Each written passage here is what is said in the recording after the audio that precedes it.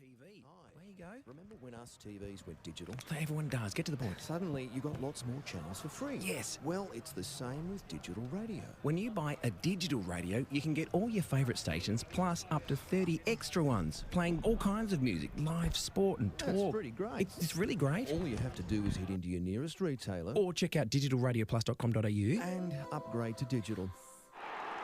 Love your sport? Then you'll love SEN. 1-2, Jamie Wickup first. Craig Lowndes And second. you'll find it on digital radio. Simply scroll to SEN, Melbourne's home of sport. But it's your job. You'll be fine.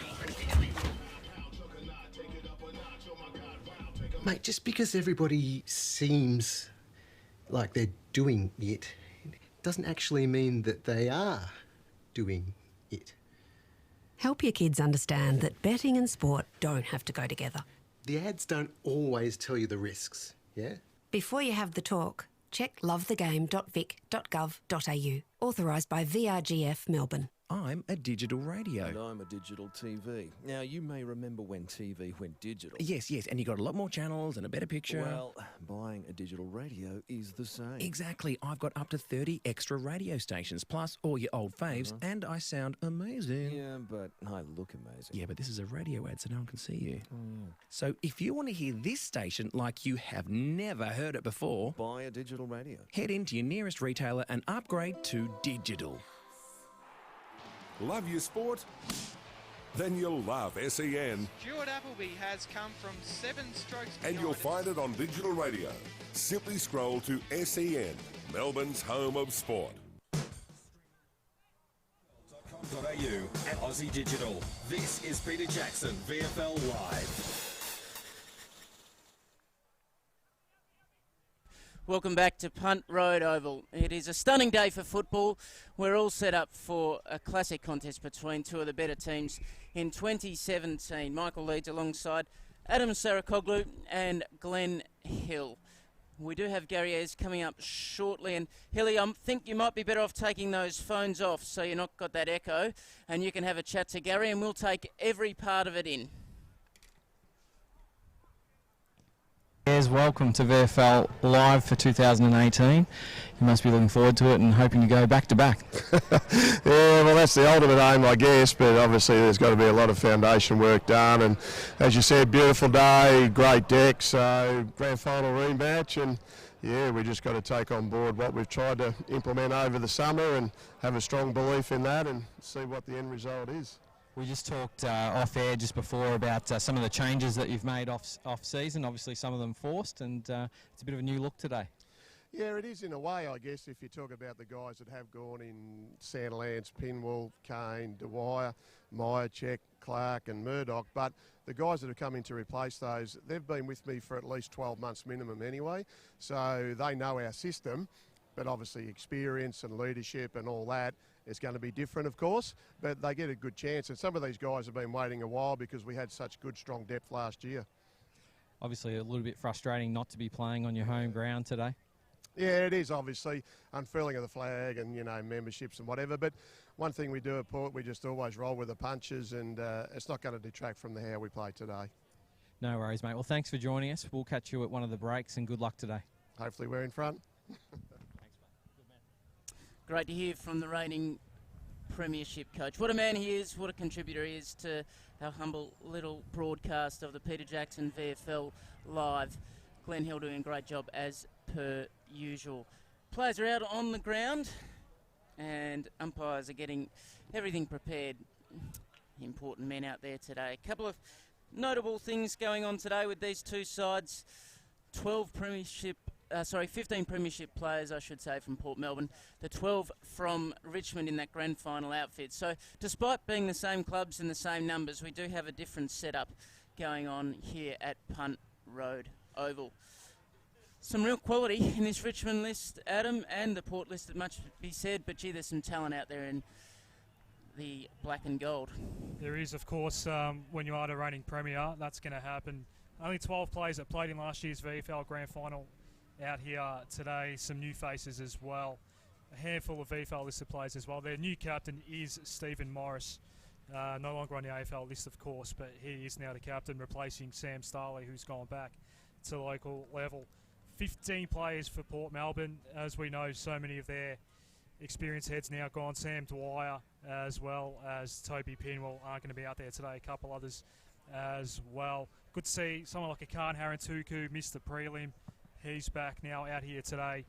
He's going to obviously be quite hungry, missing out on that grand final last year, and a couple other guys as well. But 15 guys that played in that premiership last year, including one of our favourites, Anthony Anastasio, as well. Plenty of ex-AFL quality. Robin Nahas knows these parts quite well as well. As I've just lost it there, Leeds. Well, Matt Arnott was the one I was thinking of. A little echo for people at home. So Adam's battling through it beautifully, but we do have a little bit of a technical issue here. So what we're going to do is clear a break and try and fix that up for you so that you're getting all the very best of what's going on here at Punt Road.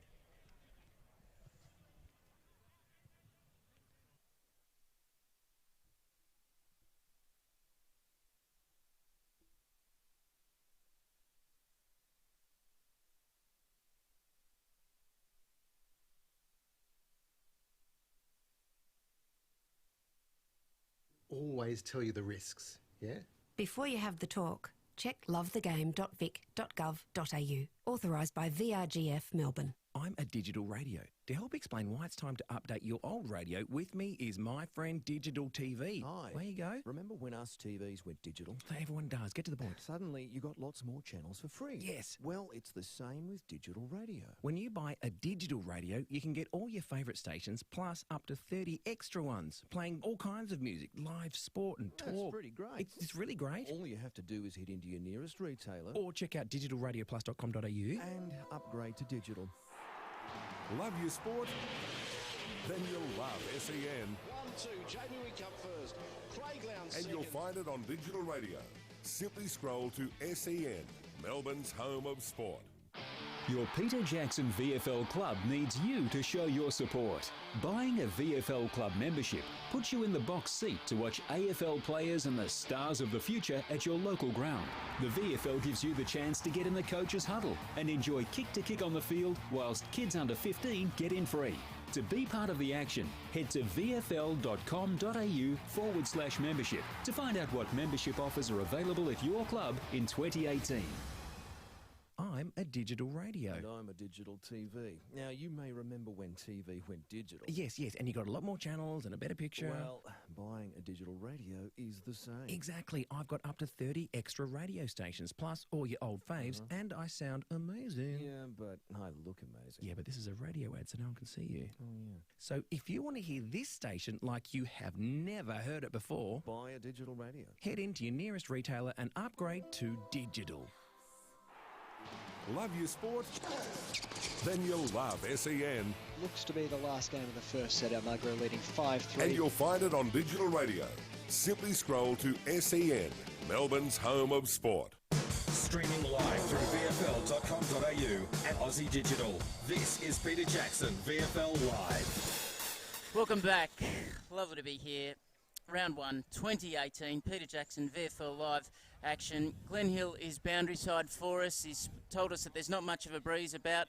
Hilly, captain's just tossing the coin out there. And Richmond have won the toss, and they'll kick to the left of screen. So Jordan Lyle and Steve Morris doing the work for the respective sides. And we couldn't have asked for much more, really, coming into round 1. Adam, the grand finalists, both of them still very much got a pep in their step heading into round 1. And this should really, by all measures, be the game of the round. We're coming through loud and clear now, Leesy. That's good for the listeners. Thanks for tuning in. It's great to be here. It's been a long time since last year's grand final. What a classic it was. And like it was that night or that afternoon under the roof at Etihad, absolute perfect conditions here at the Swinburne Centre. As Hilly said, there's not much real breeze. You can't fault this deck. It's absolutely perfect. Richmond in what we've become used to now, the yellow jumpers, the mainly yellow jumpers. That's their VFL kit these days. And Port looking resplendent in their traditional blue and red. Senior set absolutely perfectly. And we had the great leading last week, of course, with that one-off game in Torquay. It was a great win for Geelong. You got to see a bit of that? I got to see a little bit of that. Could see someone like an Andrew Hooper, who got recruited by Werribee, who are now standalone, kicked a key goal late to actually put Werribee in front, but Geelong able to get home in the end, only by a couple points. That was a great way to kick off the season. Obviously, we've got round one in full here today as well, and what better way than to have a grand final rematch. Just a shame that obviously it's not at Port Melbourne. They can't quite unfurl their flag today. Still, not all is lost for the Borough. We've got a lot to look forward to for their year, and that includes they will be able to unfurl their flags, just not round one. That's okay. The fans will still be able to get along and enjoy every bit of it as we get further down the track. So we're almost set to go here. Players just making their way to their bench. Hilly, a question with some notice we'll get to at half time. We want your premierships for 2018. And a very good run at it last year. Back Port Melbourne for the majority of the season and got the biscuits. So we're very interested in your thoughts on what goes on in the upcoming season. Players just coming to the benches now, and we are almost set to go. Big Chol's going to wander down into the 50. Leedsy, just to touch on the wind, just when I was out there before, couldn't really feel much of a breeze, but there might just be a slight advantage to left of screen, which Richmond won the toss and kicked to. So just feeling it now, just starting to pick up a little bit. So there might be a goal or two breeze there. Just about set to go here. Interestingly, Soldo will start in the ruck for the Tigers. Hampson to the bench, and it will be Waddell up in the ruck for Port Melbourne. Here's Adam Sarakoglu to get us underway on Peter Jackson VFL Live in season 2018. So Port Melbourne commences its 17th premiership defence in the Peter Jackson VFL. Waddell was in the ruck against Soldo. An early free kick will go the Tigers' way. Miles put into the deck. An illegal tackle, free kick for Richmond, and they go direct inside 50. Here's Chol, just went over his head, couldn't take the mark. Van Noonan trying to work his way away from some tacklers. Good pressure, Tigers to hold things up. A ball up in the hot spot already for Richmond. So a nice way to get things going in 2018 for the Tigers. Chol's going to go up against Waddell. Give that one to the Borough ruckman. Came to ground. There's some good, strong tackling there. What's the umpire going to rule in all this? Yep, holding the footy. Strong stuff from Ellis. And he'll have the first shot on goal for the Tigers in 2018. Strong tackling, Hilly. Never really looked like there was going to be an opportunity to get the footy out, but some good reward. The Tigers look like they've come out with some real presence at the moment. I know we're only a minute or so in, but you can really feel they're up and about today. So it should be first game of the season. So Ellis directly in front, 35 out, slight breeze to contend with, few hoots, few hollers, no problems. They're underway. The Tigers draw first blood here, 1 straight 6 to Port Melbourne, yet to score at the 1.5 minute mark of the opening term.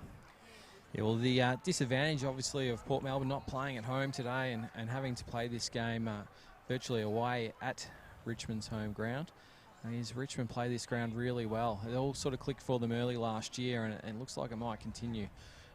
Since they've turned the corner at the AFL level, they've turned the corner at the VFL level, and wouldn't be surprised if this ground is a real hard ground to beat Richmond at this year. All 17 of Corey Ellis's teammates got around him after that first goal. It only took a minute, and we're back in the middle already. Waddell up against Soldo. Bounce favoured Soldo. Waddell was the man that got his hand on it, though. The ball spits out back toward the middle of the Swinburne centre. Here's Ellis, the goal kicker, with the tackle. That's going to be holding the ball. Another free kick for Richmond. Already 3 in this game so far, and the game's 2 minutes old. Looked very high the there, Adam. Goes Ellis inside 50. Going for the jump was Cook. No mark taken for the Borough. Haven't really had a clear possession yet. They might not get one here. Markov. He's going to put some pressure on Rivet, who claimed the ball. Backward went to Templeton. Throws it onto the right. That's a very high and a very dangerous ball. Bolton was in the hole. Couldn't take the mark. And the ball's cleared out by O'Sullivan, but it's coming back in. It's Morris that has it. The new VFL skipper for Richmond. He's going to hold things up just at right half forward. Morris onto the right, he goes. Long and deep for the square. Chol goes up again, no mark taken. Bolton was out the fall, couldn't quite claim it. Ballard went back, Bolton again. Kicked the first 2 goals of last year's VFL Grand Final. Now a right foot snap on goal from Naish. 2 in a minute for the Tigers to start their 2018 VFL campaign. And nice to keep it in the family, Hilly. Yes, that was very much like his old man. Just swooped on that one and turned the corner. Really, really good move there. Now there's a player coming to the boundary line here, Hilly. Keep us across that. I think it's just a bit of a head knock. It's Brandon Wood. It's just going to be assessed by the doctors, but it looks like he might have copped a knock in that last marking contest. All right, young Brewer onto the ground, onto the wing straight away. Ellis got it from Miles. Little handball backwards, retreats to Broad. Little one over the top. Couldn't quite find his teammate initially, but in the end, they're going to surge forward through Naish again, who gets a long ball into Chol. Couldn't take it. Quick hands to Bolton on the left. He likes these usually, and he likes them today. 3 straight for the Tigers. 18, 4 gone opening term, and they look lively. Port Melbourne yet to score. Very disappointing start for Port Melbourne. They've got to stem the tide here. Obviously, they've lost about 800 games worth of experience in turnover of players at the end of last season, but Gary Ayres will be quite angry, I'd imagine, with this start. Still better represented than Richmond are in terms of who played in the grand final last year. 15 of the premiership team are out here today for the borough. And we're back in the middle again. 4th centre bounce of the game already. An easy tap down for Soldo that time, but Ellis's kick smothered. Had to go back in and hold things up. It's on the outskirts of the centre circle. And Soldo nominates against Weddell. Ellis, another possession, a high one inside 50. Chest mark attempt from Chol, not taken. Bolton with the long-range handball. Stengel needs to get back onto his right boot. A loose Tiger in the other pocket. A lovely lateral pass and a shot on goal yet again. Coming up for the Tigers. They've already kicked 3 straight today. We're only 5 minutes into this one. The shot coming up from Oleg Markov. Lovely vision there from Stengel. Just didn't panic with the football and found the open player. It's fantastic vision. The reigning premier is not having a good start to their premiership defence. It is all Richmond so far. Markov's right football, missing near side first blemish of their season. 3-1-19, the Tigers. Port Melbourne, nothing. And we've played nearly 6 minutes. Peter Jackson, VFL Live. Cook. Short in the pocket. Now the kick out back towards half-back. Ellis is out the back. Long-range handball over the head of Menadue. Has to go back and fetch. Gets it now, and the Tigers are going to rebuild off centre wing. Almost a turnover. The ball's just pinballing around. Woofenton with some pressure. Now Miles. Look at the yellow and black. Just numbers everywhere. Left foot up towards half forward. Bolton marks just inside 50. Got it from Noah Bolter, who's had a couple of nice bits of play there, Adam. I think that pass was meant for Callum Moore, but perfect follow-up from Bolton, just following in the play. Can't believe you didn't give him the credit. Nailed it. Bolton on the end of it from outside 50, just about directly in front. He is an excitement machine. This one starts high, very handsome. Wow. Richmond 4-1-25. Port Melbourne yet to score. 7 gone in the opening term, and it is all one-way traffic. Well, he was a highlight machine last season, and he'll be a highlight machine again this season. He'll be pushing for AFL selection. Obviously, he's already been up there already, Shy Bolton, this year. So I'm sure with a big performance today, it'd be a huge chance to be back in the senior lineup for the Tigers. He's already repeated his effort from last year's VFL Grand Final. 2 early goals, both in that game and here today in the Grand Final rematch. Just looking at him, he looks a lot physically a lot fitter than what he did last year. Looks to have trimmed down and put some strength on in his upper body. So, can Port Melbourne get something going here? Back in the middle again. Waddell got it down, but not quite to advantage. A high inside 50 off the boot of Hooper. That was off the ground. It was a very high ball. And Richmond are going to claim the ball back here. This is Noah Bolter. Their second round pick from last year's national draft goes high, outer wing, outer side. Stengel.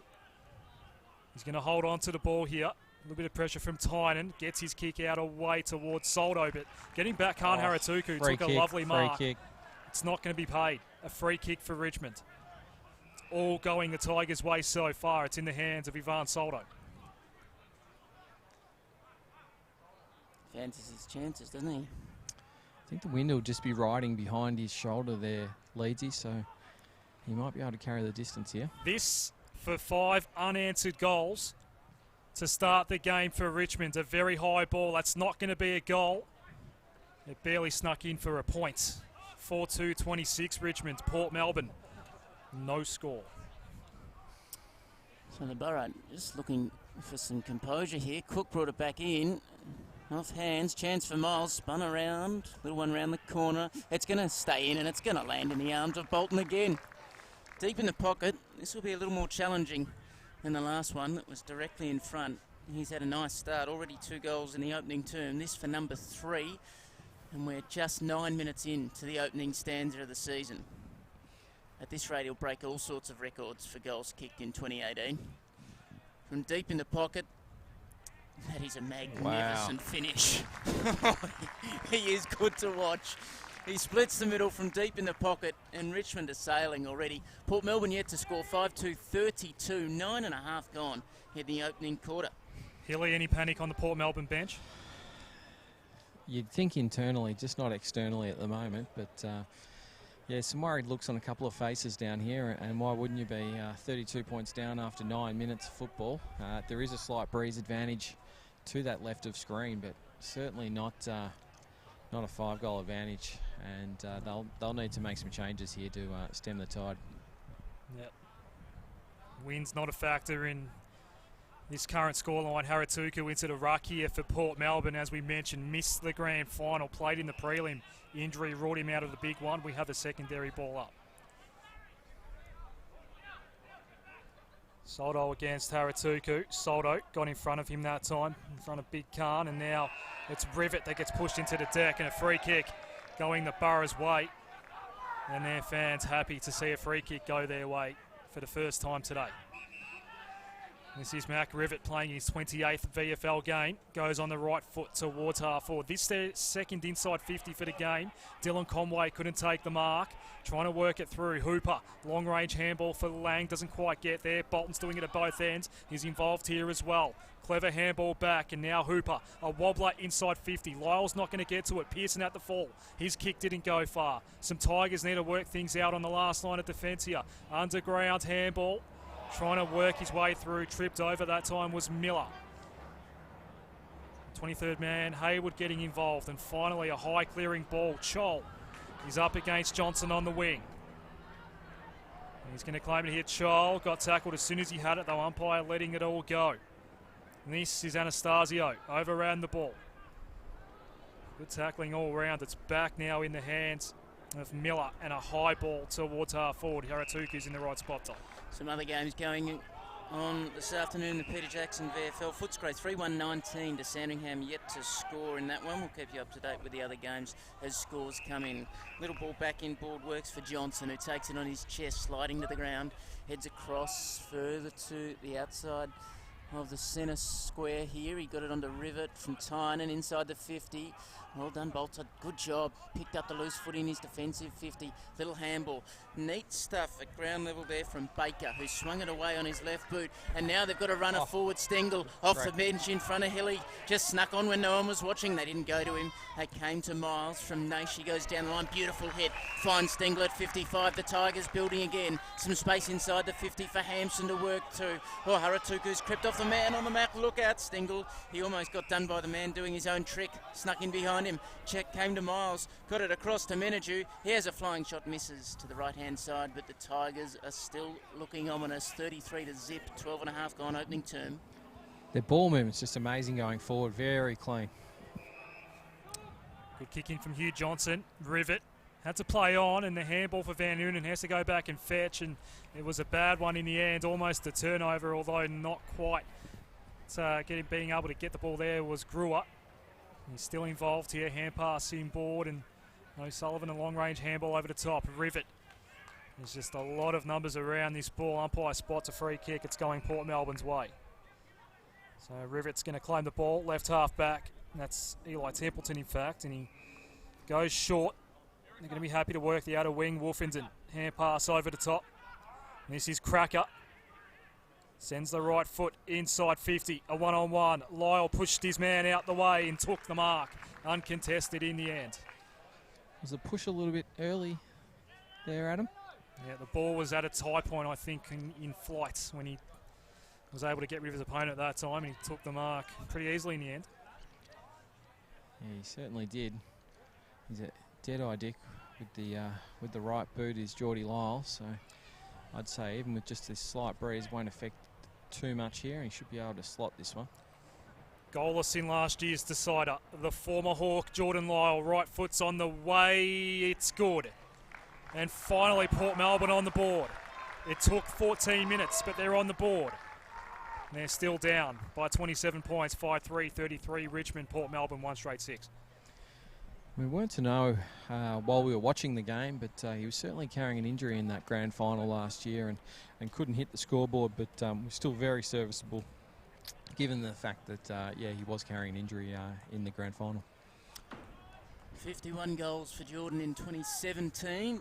Still a major focal point for the borough in 2018. Looks like Lang's gone to Morris at half forward for Port Melbourne. On our wing, Bolton's moved up. But it's going to be the borough who go forward through Conway, and that's a nice kick. On the burst here is Conway, who's got on his right boot. Little chipping ball. He's okay, knocked away from the contest. Morris is going to pick this up near the line. He's taken over the line. Did he have the footy? Umpire said it's all fair in near the vicinity of the white line. You can do what you want, and it'll be tossed back in right in front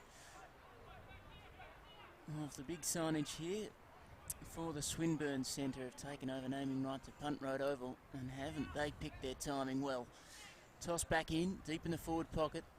Conway goes to work on Scholl. Nice body work, and then he gets it onto his boot and kicks a goal. Extraordinary.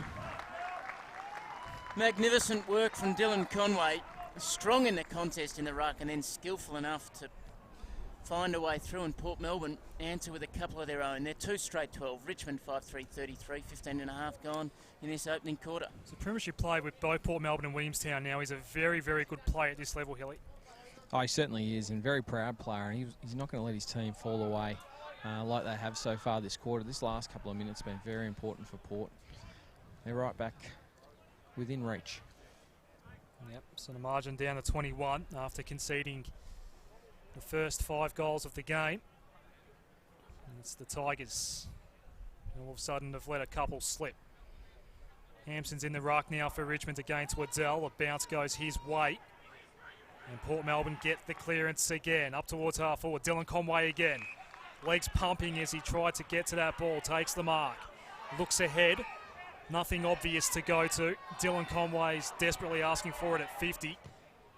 Sorry, Isaac, I meant. It was Dylan that had the ball. Goes inside 50 out the back, and Morris happy to see that one out of play. Right forward pocket.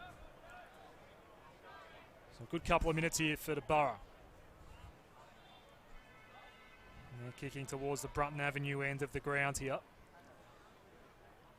Perfect day for round 1 footy in the Peter Jackson VFL. Boundary throw in.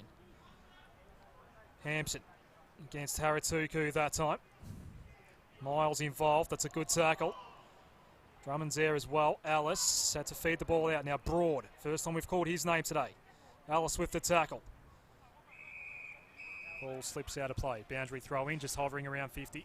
It's a very experienced Richmond backline, and so strong. I just realised that Hugh Beasley's not out there today, who did keep Port Melbourne well in check in that grand final. Not many VFL listed players in this side today for the Tigers. Expect that early in the season when injuries haven't quite taken their toll with the AFL side just yet. Broad got another touch, a little kick toward the wing. Footy's up for grabs here. Betterson's the one that's got it for Port Melbourne. Had 2 Tigers all over him. Ball gets fed out now. Miles, a very high ball. Very vertical ball. Good luck marking that one, maybe your child. He was in that contest. It now slips out of play. And slipping over the line was Shea Bolton, a little slow to get up. Essendon 3-3-21 to the Dolphins. Good to see that name back in Peter Jackson VFL action. 2-1-13, so the Bombers 27-13 against Frankston. Right in front of us here, toss back in. Hampson, beautiful tap down. Miles couldn't quite get his run going. Rivet got it away.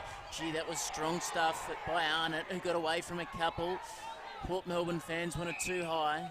Richmond fans happy to see that they'll toss it up half forward. Slightly attacking side of centre wing here at the 18-minute mark of the opening term. Bettison around this footy. Anastasio, there's Templeton, but Miles beats them all. Couldn't quite pick it up. Hooper might have been legs. Came out from Hampson, but straight to Arnott. Little one out the back from Wolfenden. Finds Tynan. They can steady down now as Templeton takes it. Little looping handball over the top. He's going to ask Arnott to go to work here, and he does. Got away from one tackle, two tackles. He had 4 Tigers around him, but beat them all. He goes to half forward, knocked out the back by Haratuku, but Morris was there. Nicely done. He mops up, got it across to Bolter, who just works his way through a little bit of decision-making and then uses it nicely. That was well played. Composure with the footy. Found Moore on the wing. He's going to drive a long ball. 2-on-1. Stengel's got the sit here. Stengel in the end was unattended. Poor marking by Dylan Viojo. Rainbow had too much space there, Stengel. I think he was just caught in two minds there, Dylan. He had 2 players basically to guard and probably just went to the wrong one on that occasion. Spoke to the numbers that Richmond had set up beautifully, and Stengel just goes around the corner without a problem in the world. So the tide's steady here at 6-3-39. Port Melbourne 2 straight 12. We're almost into time on in the opening term. Callum Moore's kick from virtually centre wing, nearly to the goal square, was sensational. It just shows you that he has immense talent and certainly one to look out for the Tigers fans. Just noticing Anthony Anastasio is going to start this ball up at centre half back. It's going to come in off the square. I was just about to say, I hope Melbourne forward of centre. Hope he's not marking somebody 195 centimetres tall. He'd be up against it. So we're back in the middle. Haratuku against Hampson. Hampson won the tap down, but to the wrong man. And now coming through, Baker got his hand pass out. Alice on the left throws it inside 50, getting back. A lovely mark that time, and Port Melbourne can rebuild once again off half back. Big Khan, Haratuku, no mark taken. Getting a hand on it was Nation, and Morris inside 50 for Stengel again.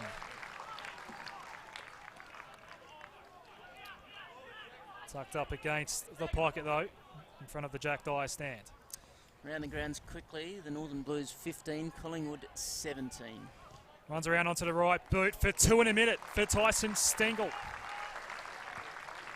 Bang, bang, and the Tigers suddenly have re-established their big lead now, 33 points, 7-3-45, Port Melbourne 2 straight 12 into time on. A full 125, Footscray to Sandringham 2-1-13. Just watching Tyson Stengel closely there, he looks like he's just dropping off when the ball exits the 50 and he's just looking for space. He knows if he's out of the contest, the ball's 50, 60 metres away, he can't impact it. But rather than pushing up, as a lot of defences do, he's actually dropping back. And that's twice now. He's basically been wide open for 3 goals. Here they come again too. Ellis just slipped before he got the handball away. Miles got away from one tackle. Did he cop it high? It did from Anastasio. The arm just slipped up and Miles was away again. Handball away. Menadue got around Templeton. Goes on his right boot and spears the ball inside the 50. Haratuku was there to pick it up though. Got the handball away. At ground level, O'Sullivan. Tynan. Further back to Viojo Rainbow. High ball out of trouble, but it's fisted away by Miles. Dangerous spot. Anastasio was there first, and then he just arched the back away from Hampson. They're off and running Conway. That's Dillon. Handball across to Templeton, who's got some space. Bolts away on his right boot and gets it inside the 50, but Garthwaite gets back and takes a well-timed mark for the Tigers. It was good in the grand final, Garthwaite. The kick was slightly overcooked, though, and almost a turnover here. It's going to be a turnover now. Rivet gets his hand pass back. Templeton needs some help. Cracker has to get away from the tackler. Drummond did. Left foot now from Rivet towards the goal square. Getting back. Pearson just not in the right spot. The 23rd man got back there for Richmond. It's Hayward. North Melbourne 3 straight to the D's, yet to score in the AFL. Pretty tight between Port and Brisbane too. Long ball here for Richmond. There's a mark taken. Well played by Tynan, who wanted to go quickly. He gets it inside the 50 with a looping ball. Hooper had too many to beat. And in the end, Broad just came over the top and said, I'll take care of that, thank you. Pearson with a hard job there. That's not his go. He needs to be working at ground level, and Broad was up to the task. He kicks a long ball looking for Hampson, slapped away. Ballard's there. Little one around the corner. Long driving ball. That was just asking a question for Bolton and Tynan, and Bolton got Tynan through into the ground. Stengel's there to mop up, and now Bolton's going to find some space. This could be exciting. He threw a little one over the top and found his man Moore. Little one into the pocket now for Richmond to go to work, and they do around the corner. Arts, can he get it home? He can't. He's just missed to the right-hand side, but if you want some entertainment, follow this Richmond side. They're giving very good value for money at the moment. 7-5-47 to 2 straight 12, 24 gone opening term. It's Bettison that will kick this one in for Port Melbourne. Van Noonan just sneaks back out onto the ground, but Charles close to him, so Bettison's not going to go there. Long towards Punt Road. Getting back, that's a very, very good mark taken by Drummond. He's had some shocking luck with injury. There's Nathan Drummond. He's got the ball here. Sends it high, long, back inside 50 for the Tigers. Moore was the man that flew. No mark taken. Ground level. Ball just gets socked through. It hits the behind post. Boundary throw in. Right forward pocket for the Tigers. And they're leading this one by 34 points. Approaching quarter time. It's going to be Chol up against Haratuku in the ruck. Andrew Empire took his time, finally brings it in now. Haratuku got a hand on it. Chol needs some space. He gets around now to left foot snap. Not a great looking ball, but it does the job. Another goal for the Tigers. 8-4-52, a half ton already. 2 straight 12 Port Melbourne. It's only 25 minutes in. Essendon 6-3-39 ahead of the Dolphins 2-1-13 in their clash. Pretty tight between the Northern Blues and Collingwood. A goal the difference. Port Adelaide lead Brisbane in the AFL, and as we mentioned, North Melbourne have got the jump on the D's. 3 straight 18 they were at last count, and they still are to Melbourne, who are yet to kick a goal here. Hilly, this is quite remarkable. They're showing a lot of speed, the Tigers. They are burning the turf at the moment, and that's a big difference in the game at the moment. Every time they're getting the ball, they're just bursting away from the Port Melbourne players, who just seem to can't get to the contest quick enough at the moment. Here's Soldo, I should say, in the ruck. Got it down to Brewer. It was, oh gee, that was a big tackle from Conway. Now Anastasio has it. Oh gee, had it stolen away by Ellis. Well played. Got it away now. Little one on the left is okay to this near wing, and it's going to be Markov who takes the mark. No issues with the sun for him today. Goes down the line. Chol couldn't just hang on to it. He was perhaps looking at what he was going to do with it before he had it, and it's over the line. They'll toss it in. He and Cook trot back inside the 50. 40 points to margin. 26 gone opening term here. The two teams that contested the grand final in 2017, giving us a great display of fast footy in round one. Gee, Lang tight, but good enough to get it to Wolfenden, who swung it on his boot. Morris is going to be first here, but the bounce was no good to him. Pearson made the most of it, got it to Anastasio, who can bolt away, tucked it under the arm, and then calmly used the footy rather than having a shot, and Lyle has it. Little tighter than 45 degrees here to contend with, outside the arc.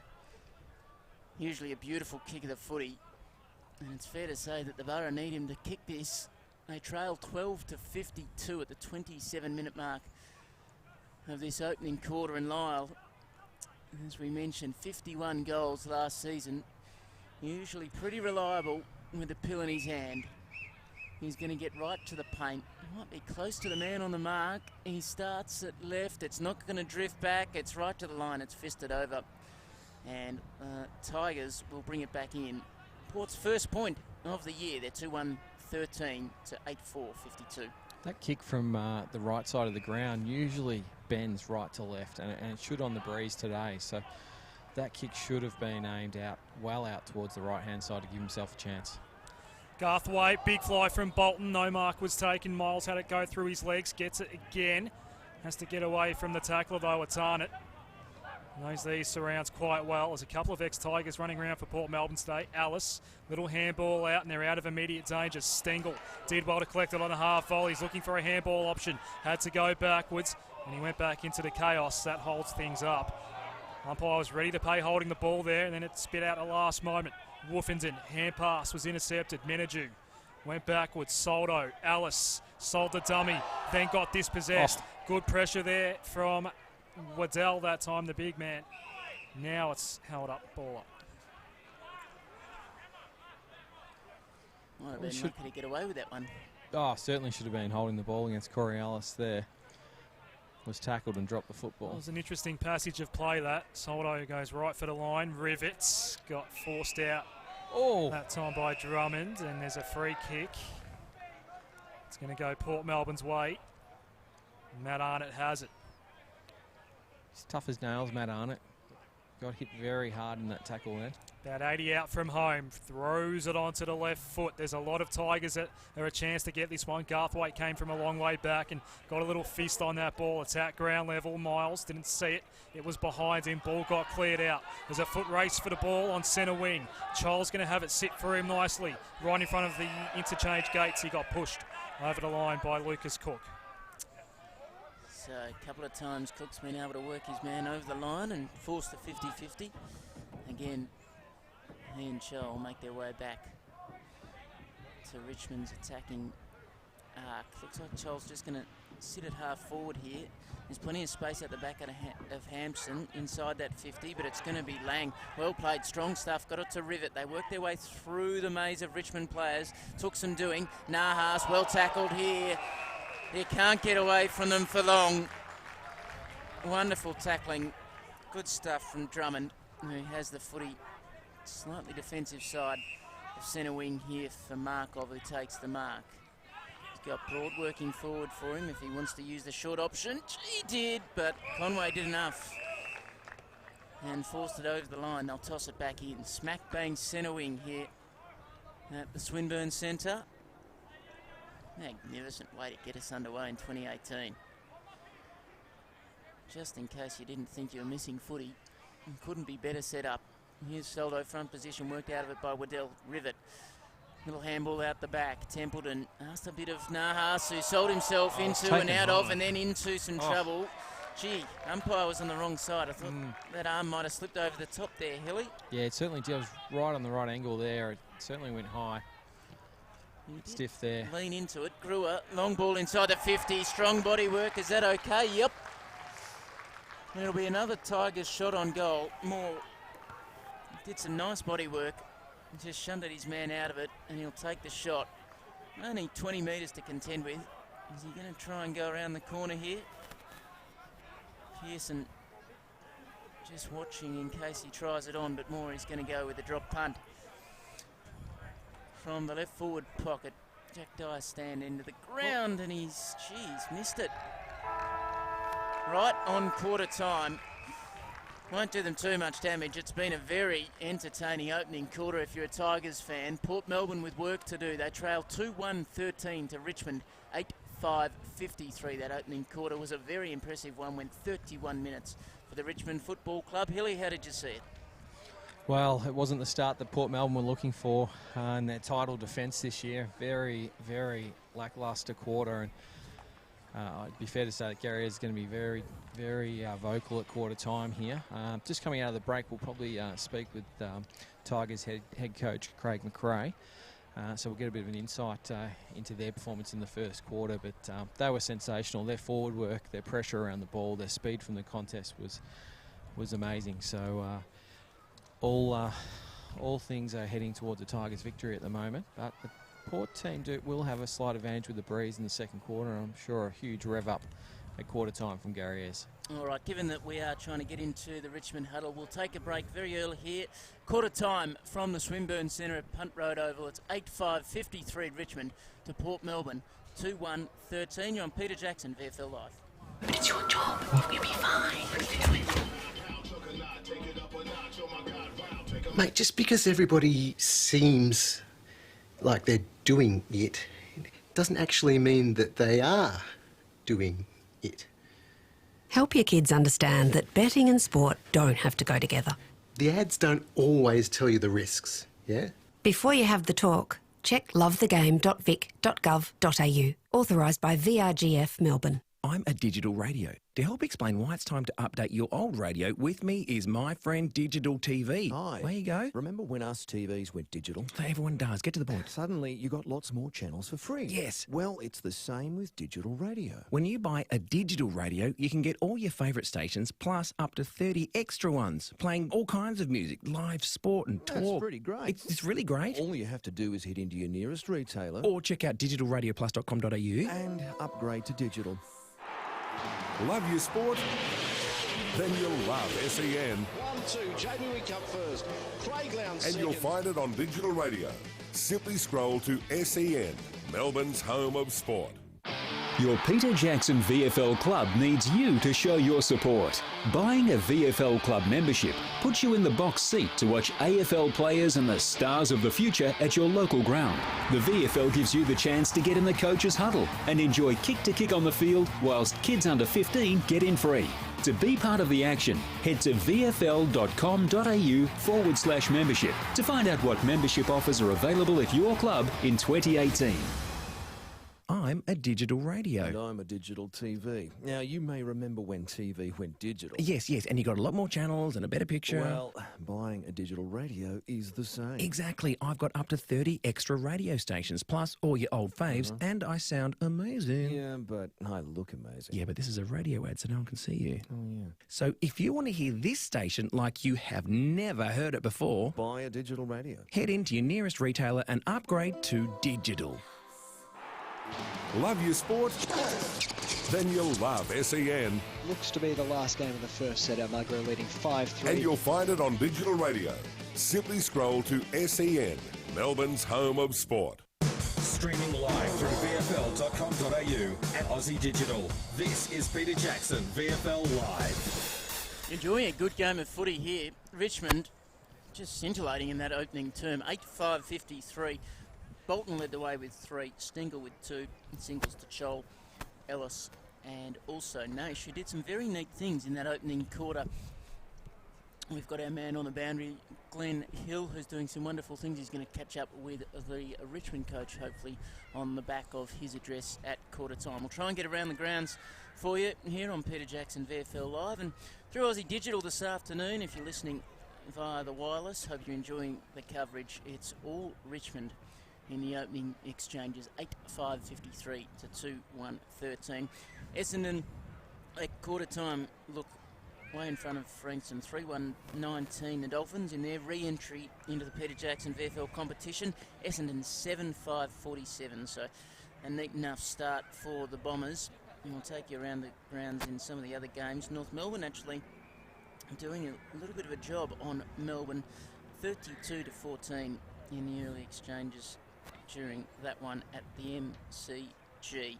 We'll get you around to the other VFL games as quickly as you can, but Adam, gee, that was some exciting footy if you're a Richmond fan.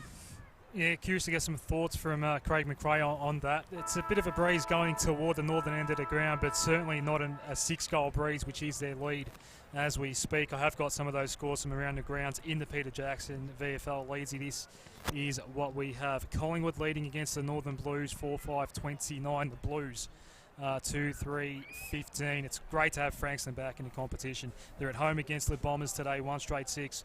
Essendon only 1 behind so far. And it's Footscray by 10 points over the Zebras. Zebras 6-2-38. Footscray, Sandringham 4-4-28. And we've got 2 more games coming up tomorrow, by the way, in the Peter Jackson VFL. Coburg hosting the Casey Demons and Williamstown hosting Box Hill. That's become a bit of a rivalry, that one, between the Seagulls and the Hawks. Majak Tor apparently doing some wonderful things across the MCG. Just a nice 3-wood away from where we are here once you get it down the hill. And apparently, I'm reliably informed that it's taken a couple of screamers during the opening term. I'm going to head down to the boundary where Glenn Hill is going to catch up with the Richmond camp. Yes, joined by Craig McRae for the first time for VFL Live in 2018. Welcome, and you must be very pleased with that quarter. Yeah, absolutely. Just their energy and defence was something that I highlighted. I think with +8 or something in tackles and the contested footy as well. So parts of the game we come in and plan for, and we wanted to execute, and at this stage we are.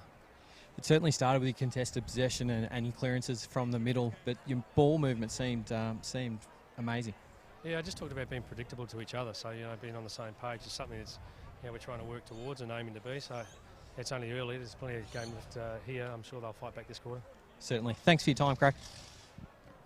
Magnificent work, Glenn Hill, and great to hear from two of the most gifted coaches in the competition. Doesn't get too flustered, does he, Old Fly? Just things roll across his desk and he deals with them accordingly.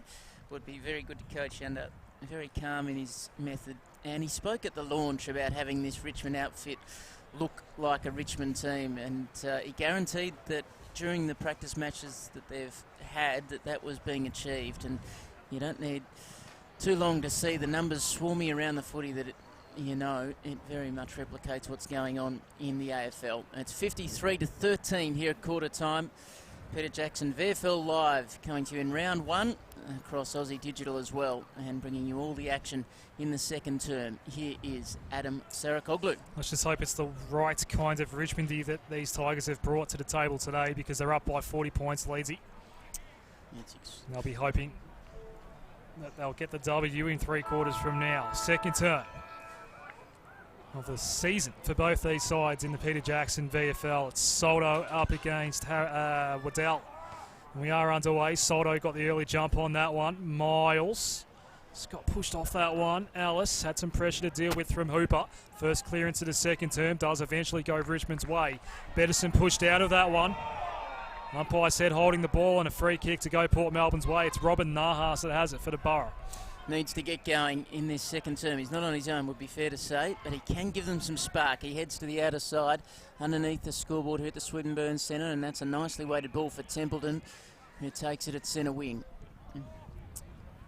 Long way back here, but no need to panic for Borough fans who would have seen this all before. Hooper takes it from Betterson, comes back in ball. Oh, it's an awkward sort of kick. Morris got a little toe poke on it with a little bit of meterage gained. Well played by Drummond, who tried to get away, but in the end was just brought to ground as he tried to get the handball to a teammate. Wolfenden got it from a couple of hands. Betterson was the start of all that, but we're at the near wing now for Tynan. Oh, good strong tackle on the wing, and I suspect he's in a bit of trouble here. No, umpire says we'll toss it up. There's a little bit of feeling here for Arts and also Broad, and now Markov. Yes. Yeah, that has to be a free kick. Just got to be. Unfortunately, Tiger fans, there was just too much spirit in all of that, and Wolfenden is the recipient. He's going to go inboard with a nice chipping ball and finds Conway. This is Isaac, who's done some strong grunt work in the middle of the ground. Given the surprises there. Sorry, Hilly. Given the state of the game at the moment, with Port playing a huge catch-up game at the moment, they're going to look to use the possession. I wasn't able to get a lot out of the quarter-time huddle because I spent most of the time with the Tigers, but you can already see Port Melbourne is spreading across the field. So when they get the possession, they're going to spread and try and maintain possession of the ball. If they can't put up a big score this quarter, at least they might be able to stop the absolute avalanche that Richmond put on in the first quarter. Miles having a good game so far, sends this one to centre wing, one bouncing over the line before anyone touches it. We are in between the two interchange gates. Cracker sneaks back on for Port Melbourne. Just forward of centre wing here for the Borough. They're down by 40 points. Only 2.5 minutes into the second term. Both ruckmen looking into the sun. Waddell and Soldo that time. Hooper kick smothered. Well done, Ellis. Markov with the fist back toward the wing. Waddell had it and lost it. It's up for grabs here to slip through the legs that time of Moore. Rivet gets put into the deck. Good tackle. That time from Menadue. Port Melbourne did extract it in the end. Lang's kick, though, straight down the throat of Garthwaite. And the Tigers can start again from defensive 50. All down to that first quarter pressure, that kick, wasn't it? Just kicked thinking that it was all around him. Now a long ball. Oh, wonderful stuff. Big jump from Moore, who's, while he missed that goal at quarter time, right on the siren, he's looked likely. He drives this with a long pull. He can kick the footy a long way. He goes, Betterson couldn't take it. Tynan's there amongst ground level. Chol likewise, but it came to Arnott down the line. Nicely weighted ball for Haratuku, who gets on the end of it from Viojo Rainbow. And Pig Khan has the footy. Going to go on his left boot. 1-on-1 initially for Lyle, but in the end that was strong stuff from Garthwaite, who just positioned himself beautifully. And the Tigers well set up everywhere across the ground at the moment. Going to bomb a long ball down the line. Soldo to go to work. Well, there's a couple flying, more one of them from 3 back. Got the fist to ground. Tynan and Scholl and Markov. And they'll toss it up. Slightly attacking side of centre wing for Port Melbourne. Better start here than in the opening term. 4 gone in this second quarter and no score added. So it's 40 points the margin for the Tigers. Anastasio throws it onto the left up towards half forward. It's going to bounce over Dylan Conway's head. And Bolter did well to get his hand pass out. Menadue found an opening. Throws it onto the right boot. Bolton. Next man in the chain, although Moore's there as well. It doesn't stay in play for either. Boundary throw in. Cole Langford's kicked another one for the Bombers. 8-5-53 to Frankston. 3-1-19.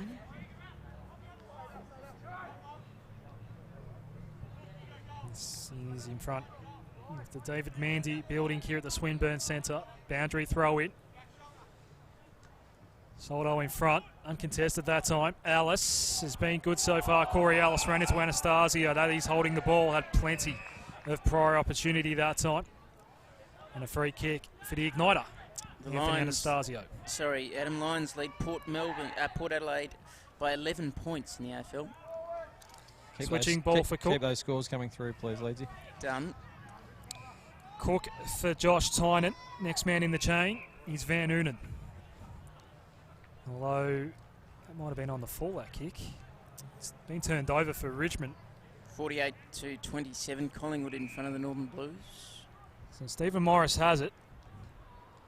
He's going to send the Tigers deep once more. Charles in the region at the front. VOJ Rainbow, no mark taken. Cook hand pass out to Cracker. And he needs to get it off. Back to Cook. Then O'Sullivan. And then the pressure came. Morris, a very strong tackle that time. Free kick off the ball. Just in that chain of handballs, second last handball. Right. Player was taken off the ball. All right, so it's Hugh Johnson that sends it wide for Templeton. And Port Melbourne have it at right half back. He's asking for something to present here. Can he hang on to the footy with a short ball? He comes back inboard, missed the target. Bolton missed the footy. Uncharacteristic footy from everyone involved there. In the end, Conway got it back. Templeton, O'Sullivan, Lang might have been worked out of it illegally. In the end, the Tigers come up with it. Menadue, little one away. Came to Miles off another handball. He retreats. Got it to Arts. Little one over the top. Ballard. Markov now with some space. He tucks it under the arm and runs and kicks. A long ball. Soldo had the bodywork sorted, but then couldn't get his hands on the footy. Tynan backwards to Van Oonen by hand to Cook deep in the pocket. Little ball okay. And they can just settle for a moment. Just looking to keep that possession. See, there's no panic. Waddell going to go down the line. Going back with the flight of it. Almost some friendly fire there for Broad, but in the end, it was okay. Bolter knew what he was doing. He sent it over the line. They'll toss it back in. Just having a look at some of those stats at quarter time. Contested possession, Richmond were plus 14. It was just so obvious in the first quarter. They just weren't going hard enough at the footy, Port, particularly in that first 15, 16 minutes. But they seem to just rectify things early in this quarter so far. Ellis beautifully rove from the ruck work and then across the face with the left boot and misses one behind. 8-6-54 the Tigers. Port Melbourne 2-1-13. 7.5 gone. Second term. Lucas Cook goes with the short pass. A dangerous 1-2 bites at a cherry there for Templeton. Did escape the pressure in the end, but the kick won't go far. All Tigers just waiting for that one across half forward, and now it's Alice that has it again. Bolton's begging for it in the pocket. Alice is just going to lob it high in that region, and the man that goes up and claims it is Moore. Did have a shot in the first term, goes around on the right, didn't want to think about it, just got on with it. And the Tigers get goal number 9. 9-6-60 to 2-1-13, 8 gone second term.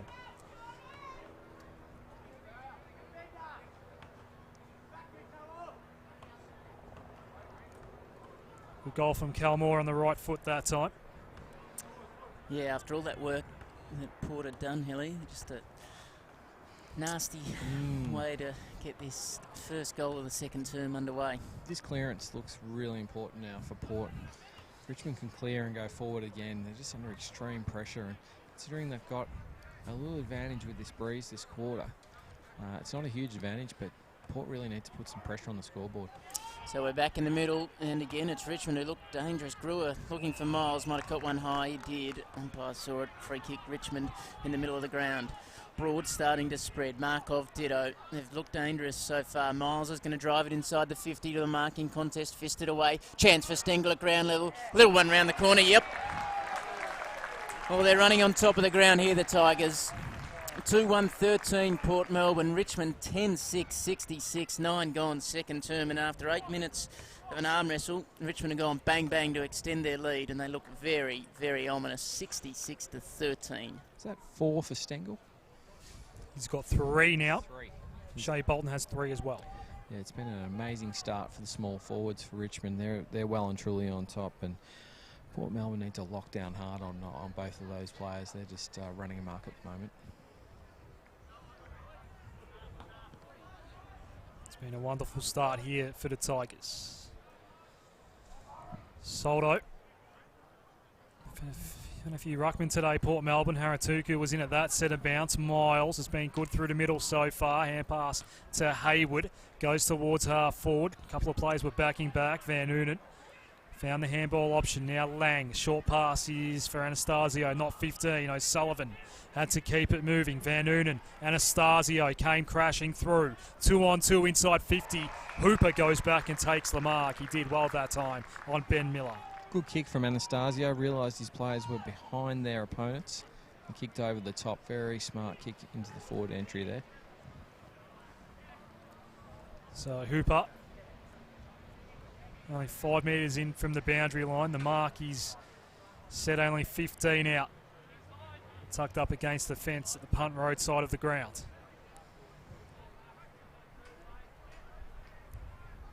Comes in. Right foot's on the way. It's across the face and not a great ball in the end. They need every chance they can get right now. Port Melbourne 2-2-14. Richmond 10-6-66. 60-43, Hilly. Brisbane lead Port Adelaide. That's good news, Leedsy. Do what I can to keep delivering it. North 33-26 over the D's. Fisted away, back inside Port Melbourne's forward 50. Broad happy to just tickle it over the line. And that's where it finishes. They'll toss it back in. Forward pocket left in front of the Jack Dyer stand here at the Swinburne Centre. Haratuku and Scholl set up down the wing for the quick release kick. Bolton's come up a long way. Hampson further down the line, so Richmond you feel with the tall timber if this ends up on the near wing. Fisted away from the ruck contest. Chance for Arnott. Ditto O'Sullivan. Was he taken high by Soldo? Nope. They'll toss it up again. Just about on the numbers here. Umpire's going to toss it up. Haratuku to go to work. Soldo. Boundary side, out the back, Templeton thought about the handball and then decided to go to Arnott, who got around a couple with that left boot. Now he sends a high ball to the top of the square. Where's it going to finish? It's knocked towards the goal line, hacked out of the air, but it's across the face. Too much hook on that one from Hooper. Couldn't quite pull off the Luke Parker, and it goes for one behind. Menadue to bring it back in for Richmond, 15-66. Happy to kick it to himself. He's Menadue, and then goes very high down the line. Big fly from Hampson. Bettison was infringed upon. Free kick, Port Melbourne. Khan Haratuku's on the lead here. Bettison goes looking for Big Khan. The kick's on the way. Couldn't quite bring it down. No mark taken. There is a free kick holding Port Melbourne's way. And a shot on goal for Harvey Hooper again. Footscray 7-2-44 to Sandringham 5-8-38. Bit of an easier one coming up this time for Hooper. Only a slight angle, and we'll kick it from about 35 metres out. This is to bring the margin back to 45 points. At the 13-minute mark of the second term, a careful approach. Right foot's on the way, and he corrects the error of the first one and puts that one through. 3-3-21 Port Melbourne, Richmond 10-6-66, halfway through the second term. Yeah, he really steered that one through with a bit more authority. Unfortunately, that first kick from the pocket was just a shocker.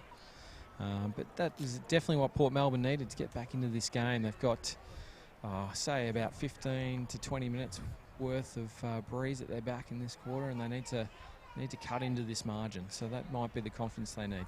Pies by 40 points or thereabouts over the Blues. Back to a point. Melbourne have rearrested some momentum against North Melbourne, and the Lions lead the power 60-49. Back in the centre of the ground. Arnott diving in over the top of it. Well played. He didn't want to let that footy go, but he might have been pinged in the end. Yep. He was first with hands on it, and then he thought about trying to get rid of it, but it was all Richmond around him, so he thought better of it, and the free kick was resultant. Long ball from half back. Nash driving it to the 50, and Stengel just takes the one-hander, if you don't mind, on the chest. We're seeing the full array today from Stengel. He's 55 away. I'm going to chip to the pocket. He's asking a lot there. It's fisted over the line, and in the end, it probably wasn't the contest to kick to. With Cook bearing down on Arts, he knocked it over the line, and less, of course. They were looking for a boundary throw-in. There'll be no excuse for not being aware of their surrounds. Right near one of the practice training circles on the ground in the pocket. Hampson just took it out of the ruck. Then he missed the footy. Knocked away O'Sullivan. Rivet out the back. Arnott starting to build some numbers. Oh, gee. Had to fend off Ellis and did it well. Got it away to O'Sullivan down the line. Broad. Dangerous fist back inboard, and now Port Melbourne have got some run. Big tackle to be laid here on Viojo Rainbow. He got away from his man. Well played. Now out in front of Lang, who can take the mark, tuck it under the arm, have a bounce, and kick the goal. Port fans find some voice. Their best play of the day. 4-3-27 the Borough to Richmond 10-6-66. 15 and a half gone in the second quarter. Very well positioned Port Melbourne there, just in the central corridor, and the punch from the Richmond defenders just was the wrong direction. There wasn't a Tigers player in sight, and Port Melbourne really transitioned really well there. They're right back in it in terms of their competitiveness this quarter, which just wasn't there in the first quarter, and Garriers can take a bit from this.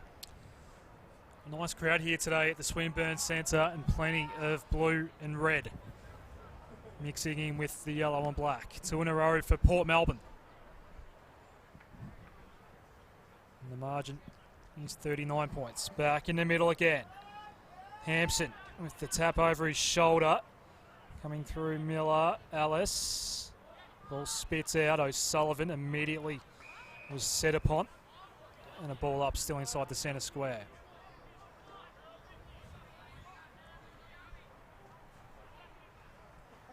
As we approach the 16.5-minute mark, Hampson pushed his opponent out the way. Markov gets a quick kick towards half forward, and Stengel in battle with Van Oonen. He has to actually lay the shepherd for Cook, then he receives the ball. Lang, the goal kicker. Handball misdirected. Miles got it back for the Tigers. Hand pass over the top. Corey Ellis just on the outskirts of 50. Long range ball, that gets cut off. Bettison, Rivet, Cook. Port Melbourne get it out of danger, and the kick almost marked, but not quite, by Pearson. Anastasio, been playing off half-back, actually tripped on the footy, tried to play some soccer. Why not? It is in his background. Inside 50 we go. Mark taken by Bettison. So Bettison going to swing them across to our commentary side of the ground. Nahas takes the mark on defensive 50. Thought about the handball. Thinks better of it. Gee, this kick needs to hit the target, and it does for Hooper in amongst 3 Tigers, and now they're playing on dangerously to Viojo Rainbow, who's good enough to pick up the loose ball. He got it across to Van Oonen on the other wing. They're working nicely down the ground. Lang's on the end of this. He finds Anastasio, but Garthwaite, who's positioned himself magnificently across half-back this afternoon, fists it over the line. That ball's on Punt Road, I think, Leedsy. He got every bit of it, didn't he? It's gone on the other side of that fence. Here comes the fresh Aaron. Yes, the trainer powerless there, and would be if there was a fortunate young fella walking past who liked the look of a new Sharon. Luckily, they've got friendly fire over there, and it's tossed back over, as is the new footy back into the ground. Rivet taken by Hampson in a strong tackle. Ball spills free for Miles. Needs to get rid of it. Did. Under pressure now at half back. They're working their way out of it, though. That was well played from Miller, who's just turned it over at centre wing. Port Melbourne win it back. They're starting to build a little bit here. Pearson has it. Defensive side of the wing. Wants to drive a long ball. Anastasio, was he the target? Was Conway the target? Was the line the target? It is deemed that it was just not quite where the kick was intended, and they'll toss it back in. Port Melbourne attacking it half forward, trailing 27-66, 19 gone second term. It's on the outskirts of 50. As we approach time on, Hampson again tried to push Haratuku away from that one. Partially smothered kick moves forward. Dylan Conway was in the region. A high ball to clear it back out. A very high ball, in fact. Isaac Conway needs some help. Cracker, Anastasio. Actually started that one behind the boundary line. Just keeps it in. And a very well measured pass to Dylan Conway. But it's a very tough angle if he thinks about 6 more points for Port Melbourne. No one's in the square. No one's actually offering up a passing option. So Dylan Conway has to go for it here, at least for the moment. Should get a bit of bend from right to left here. It's usually a pocket where you can get the ball to draw. So he's got to set this one up in the goal square, let the wind do the rest. Hilly, you just gave the absolute perfect description of what he needed to do, and he was listening. Dylan Conway gets his second of the day. Very smart footballer, Dylan Conway. Yes. I'm sure you think that right now, Hilly. He just showed his class there, and much like the grand final, he showed a bit of class in the last quarter and win their back square against the wall, Port Melbourne. He lifts, and he's lifted already today. He showed some promising signs just a little earlier in this quarter, and he's putting his hand up to help try and drag Port Melbourne back into this game. Steph Martin's had 20 touches to half-time, Hilly. He's up to 25 hit-outs, and he's got 107 fantasy points at half-time. He's going okay. Glenn Hill's just had one for the Boundary Rider Hall of Fame there. Here's Ellis. Little one over the top. The Lions and Hilly in good touch. Naish got his teammate into a little bit of strife there. Ellis was good enough to hold onto the footy without giving up the free kick. 33 points the margin here. Port, after conceding a couple early in this second term, they're just fighting their way back into it. At ground level, Drummond, free kick against Conway, not happy. Brewer, careful, don't give the 50. Did well not to infringe. Brewer, little stabbing ball, works nicely for Ellis. He's at centre wing. He's waiting for something to present up the ground. Going to go on his left boot. And it's Chol who's coming at the footy. Just ran a little bit underneath it. Stengel's there. Handball back inboard to Chol. Found Arts. Little chipping ball, and Miles is in the right place at the right time. He takes it on his chest, unattended. 45 out directly in front. Arts has done a couple of nice things in this game, and that was really smart to just check that kick rather than just panic kick it around the corner or have a flying shot at goal over the shoulder. He spotted up a player that was completely in the open. Now gets a really good look at a set shot directly in front. What a quality player he is. Described by his coach last year as simply too good for the VFL. He just butters up week in, week out. Plenty of the footy. Sets up a heap of goals from the middle, and now he's got a chance to kick one of his own, and he does. From right on the arc, nailed it. 11-6, 72 Richmond. Port Melbourne 5-3, 33. 22 gone in this second quarter. It was a lovely kick, and it carried the distance no problem. So that win might have just dropped. I can't actually feel it myself at the moment, so that little advantage that Port might have had might have just swayed or evened up and given Richmond a little bit of a breather with that breeze. Melbourne by a point against North Melbourne. Jacob Ballard back out onto the ground for the Tigers. Goes straight into the middle and lines up on Woofenden. Back in the middle. Soldo and Waddell. Woofenden over the top of the ball. It's spat out and partially smothered kick off the boot of Naish. It just trickles towards right half forward. Port Melbourne got it back. Great handball on it. Found Tynan, but Woofenden's under pressure. Some good tackling there from Hayward. Now it's Dylan Conway. Handball bounced off the shoulder of Arnott. Went back and fetched it. Hand pass comes out for the Tigers, and now they're away. Combining is Miller and Baker. This is Miller. Goes wide. That's okay. Good mark taken by Arts over the top. A good passage building for Richmond. Now Bolton just sends it towards the pocket. Bit of a nothing kick, to be honest, out of bounds on the full. Van Oonen claims it back for Port Melbourne. And they're the sort of things that Shai Bolton needs to clean up. in his game. That ball should have been top of the goal square. Instead, he tried to manufacture a kick to the forward pocket. And just wasn't the right call, and he just needs to take that type of thing out of his game. I'm sure he'd be straight back up into the seniors with all the promise and potential and excitement that he produces as a forward pocket. Yeah, imagine what he's going to do when there's 90,000 people watching him, Hilly. He is set for one serious highlights reel by the end of his career. Knocked back in, board for Miles here. Lovely handball underground, under all sorts of pressure. Got it away, Menadue. Fires inside the 50. Cho took this one over the top. Read it nicely. Got the knee right into the defender's back and then took it nicely in the hands. Really athletic grab. He's very aggressive there in his lead to the ball. It looked his 20 metres from contact. He was just in perfect position. Worked away from his Port Melbourne defender and never looked like dropping that one. Can he make the most of it? Shouldn't have too many issues. Pretty much directly in front. 20 out. Goal. Complete control here for Richmond. 12-6, 78 to Port Melbourne 5-3, 33, 25 gone second term.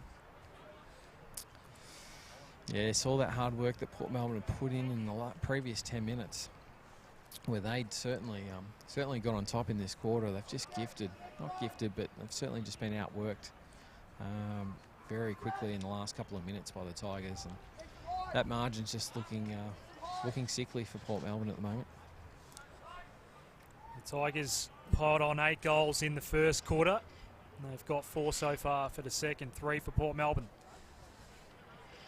As the game restarts again, as Brewer goes high towards half forward. Bonk got rid of his man, didn't get close enough to the ball though.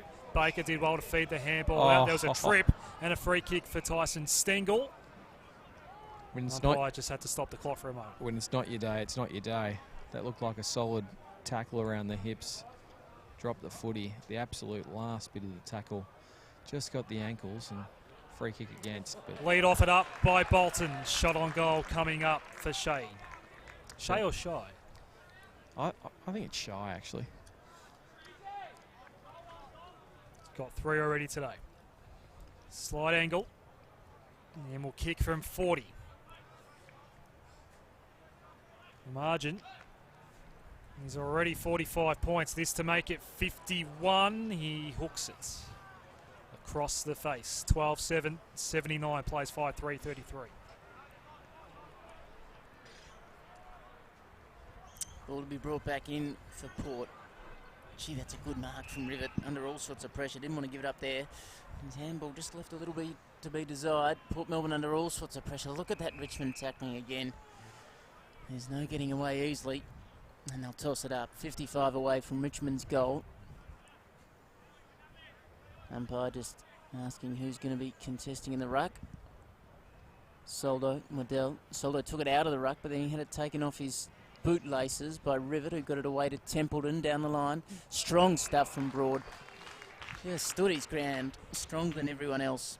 Had a better look at it and took the mark. He goes down the line, and that's a nicely weighted ball for Drummond, who takes it underneath the scoreboard here. He's going to kick to half forward. Oh, gee, early launch, no good on Scholl, but he got away with it. Gee, he won't get away with the second one. Scholl was a little unlucky not to get the initial free kick, butted up, good tackle, got the second one. Inside the 50 he goes, and Soldo takes the mark.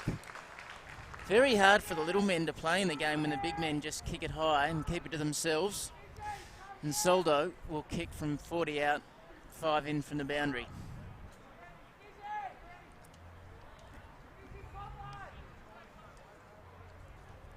What can he manage here? He's on the paint. 5 in from the line when he starts his run up. One big lumbering step after another. He gets boot to ball, follows it through. It's a nice looking contact. Yep. Beautiful finish. Richmond have their 13th of the afternoon. 13-7, 85. Port Melbourne 5-3, 33. 28 gone in this second quarter. And that was a neat kick for goal. Certainly was. He's had a good game. He's very much in control on the ruck. Now getting on the scoreboard. Very, very impressive start to the season for him. Both senior coaches coaching from the ground level today, so interesting just for you to note the demeanour, particularly of Ayresy at the moment, who's very close to you. It's actually really calm, yep. Considering the margin at the moment. But yeah, I suppose it is the first game of the season, and he is playing with about 800 games less experience than he had in the grand final. So Pearson got it and gave it to Haratuku. He went inside 50. Hooper desperately trying to keep that one in play, but it falls out of bounds on the fall in front of the Jack Dyer stands, and Richmond are going to get this ball back here. Ben Miller, who actually has to go back behind the fence and get it. Richmond, just as a defensive unit at the moment, look really experienced and got some solid bodies back there, and it's just taking its toll on Port with their forward entries at the moment. Miller's kick, that's a bit of a shank. Actually very well marked in the end by Liam Baker on the Tigers rookie list, taken with pick 18 in last year's rookie draft. High and long to centre wing. Very late to the contest was Soldo, and he took a lovely mark. Heard the whistling. Thought he might have given away a free kick, but the umpire was indeed indicating that it was his ball. The kicking board was a bit risky, but all is okay. Markov, that kick no good. Van Oonen cuts it off for Port Melbourne. Haratuku, O'Sullivan has some space, has some time to stand and deliver towards half forward. Broad wanted to let it bounce. He's playing on Nahas at the moment. Long range handball over the top here. Tigers ball. Arts has to get away for some traffic. Did well to push off the Mitch Woofenden tackle. Anastasio almost brought down Ellis. Ellis on the left, inside 50. 2 Tigers down there, more one of them. Lyle's playing in defence at the moment for Port Melbourne. He's on Hampson as we speak. Hot footy right now. Ground level. Ball up at the top of the goal square, maybe 20 out from the Tigers' goal. A very exciting lineup, moving the ball very quickly. Hampson knocked it boundary side. Here's a chance for Art. So I just hacked it off the ground. That's another one. Oh, when you're on, you're on. Port stuck on 5-3-33. Richmond just having a very nice start to their 2018 campaign. 14-7-91. We're almost at half time.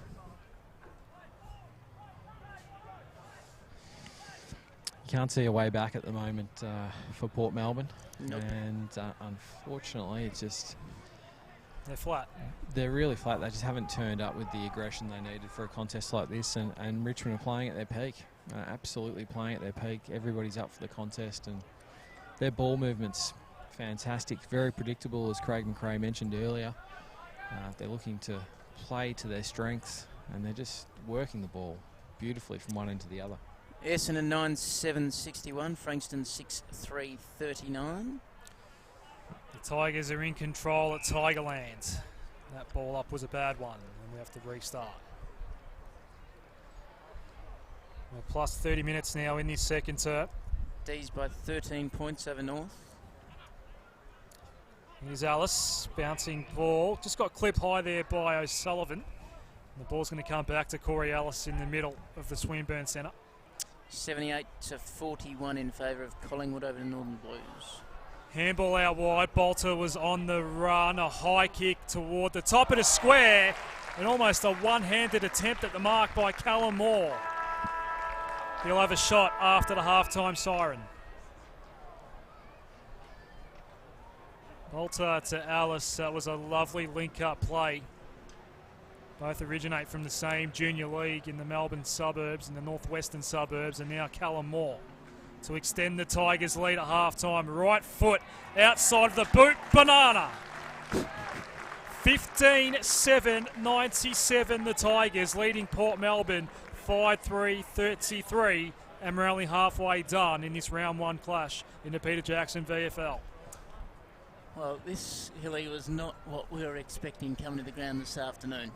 It certainly wasn't. A really disappointing performance so far from Port Melbourne. And they'll have to work hard during the week to be ready for next week, but you can just about say this one's gone for them. Yep, the reigning premiers they may be, but unfortunately it is counting for precious little this afternoon. Richmond have been simply awesome in the opening half of round one. 2018 we're in now, and we're on Peter Jackson VFL Live's coverage. Beautiful day to get us underway, also on Aussie Digital this afternoon, so I hope you're enjoying it. No doubt you will be if you're a Tigers fan. For the Borough fans out there, stick with us. Gary Ayres might just be able to pull something out of the rubble that has been that first half. We'll take a break on Peter Jackson VFL Live. We'll go around the grounds right after this. Your Peter Jackson VFL club needs you to show your support. Buying a VFL club membership puts you in the box seat to watch AFL players and the stars of the future at your local ground. The VFL gives you the chance to get in the coach's huddle and enjoy kick-to-kick on the field whilst kids under 15 get in free.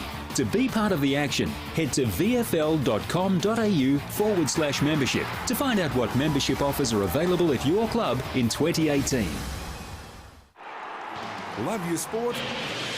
Then you'll love SEN. 1-2, Jamie Wickup first.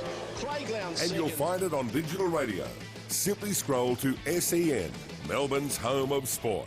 I'm a digital radio. To help explain why it's time to update your old radio, with me is my friend Digital TV. Hi. Where you go? Remember when us TVs went digital? Everyone does. Get to the point. Suddenly, you got lots more channels for free. Yes. Well, it's the same with digital radio. When you buy a digital radio, you can get all your favourite stations, plus up to 30 extra ones, playing all kinds of music, live sport and talk. That's pretty great. It's really great. All you have to do is head into your nearest retailer. Or check out digitalradioplus.com.au. And upgrade to digital. But it's your job. You'll be fine. Mate, just because everybody seems like they're doing it, doesn't actually mean that they are doing it. Help your kids understand that betting and sport don't have to go together. The ads don't always tell you the risks, yeah? Before you have the talk, check lovethegame.vic.gov.au. Authorised by VRGF Melbourne. Last year, Vision Australia helped more than 33,000 people who are blind or have low vision. So if you find that glasses are no longer helping and you're struggling to complete daily tasks, why not give us a call? Our free services, provided by specialist staff, can help increase your independence. We also offer advice on equipment and provide training in how to travel around safely with limited vision. Vision Australia can help you make a real difference. Call us now, 1300 8474 Streaming live through VFL.com.au and Aussie Digital. This is Peter Jackson, VFL Live. Welcome back to Punt Road Oval, 97-33. It's been all the Tigers this afternoon in our first match for broadcast. Quite an outstanding performance by Richmond's team under the guidance of Craig McRae. Of course, the disappointment of losing the game that decides the premiership on the last kick of 2017, but doing a great job in round one of 2018. Around the grounds, we'll keep you up to date with as much as we can. There's plenty of footy going on between the Peter Jackson VFL and also AFL action this afternoon. A couple of interesting scores in particular in the AFL. Brisbane doing a great job against Port Adelaide. They led by 11 points during that second term, so we'll get you a half-time score very shortly from that one. Half-time between Collingwood and the Northern Blues, and it's 93-41. Collingwood well in control. You've got an Essendon score there, Adam. Half-time, and it is Essendon 9-7-61, leading Frankston 6-4-40. Goal kick is Eunan, McKernan, Boyce. Merritt has 2, and Langford all for the Bombers. So we'll get to those AFL scores as well. There's plenty coming in as we work our way through a Saturday afternoon at the footy, and it's 60-52. Melbourne did trail by 3 goals against North earlier in that one, but they've hit the lead by 8 points. They're almost at half-time in that one, and it is still Brisbane by 11 points at half-time in their game against the Power. If you've been asleep for the last 24 hours and just woken up, Collingwood got the job done last night against the Blues at the MCG. So, just going through live scores. That's all live scores in the VFL and the AFL. As we mentioned, 2 games tomorrow. Coburg taking on Casey, and Williamstown and Box Hill as well. We had a game last week. Geelong was 4 points the better of Werribee, 12-12-84. The Cats too good for the Tigers, who will now stand alone, 11-14-80. But our game at the moment leads 15-7. It's been remarkable for Richmond. That's a good score for 4 quarters of footy. They've kicked that in 2. Port Melbourne only 5-3-33. And it's just hard to pinpoint exactly why this is going so wrong for Port Melbourne. They just haven't shown up today. Yeah, I think they've looked suffocated under the immense pressure that the Tigers have brought. It's been quite an extraordinary performance, Hilly. They've shown exactly why they're going to be hard to beat in the entire season. They're just everything they're doing at the AFL level, we're seeing right here in the VFL level as well. You're spot on, Leedsy. They're just emulating their game plan that we see at AFL level in the VFL. It's a great sign of a strong club at the moment, and they're on the rise. Not going to sit back and say, well, we had a great year last year and happy with that. They're determined, and you can really see it on the ground. They came absolutely ready for this game, and unfortunately Port Melbourne haven't been good enough in the contest and now find themselves basically up against it to get back into this game at all. Two Tigers that have been off the leash in midfield, Anthony Miles and Corey Ellis, been outstanding so far. Anthony Miles, like was mentioned in the coverage earlier, he's an AFL player playing VFL. He's just an outstanding footballer, and if he was on another AFL list, he'd be playing AFL footy every week. It's just unfortunate they can't find a spot for him at AFL level at the moment. But I'll tell you what, we love to have him in the VFL. He's just fantastic to watch, and he just keeps turning up week after week and delivering for the Tigers. Interesting that they've been able to mix so well together straight away round one. I know they get the advantage of getting a lot of AFL players who are working together at training, but they lost Sam Darley last year after going down in the grand final. Steve Morris steps straight in, and they just look a very well organised unit. Yeah, they certainly do. And when you look at the lineup, and obviously Nathan Broad's suspension from AFL football at the moment is helping their structure in the back six. He looks really on song at the moment, and he'd be itching to get back into the team once he can. But you look at that back line, it just looks solid, and Noah Bolsa is just fitted in seamlessly in the back half as well. It's certainly worth looking at, possibly including him in the seniors at some stage throughout the year to give him some experience. And it's funny, it was mentioned that he moves a bit like Alex Rance, and I can really see it now that I've seen him at ground level. His movement of his body and the way he flies for the ball, sensational.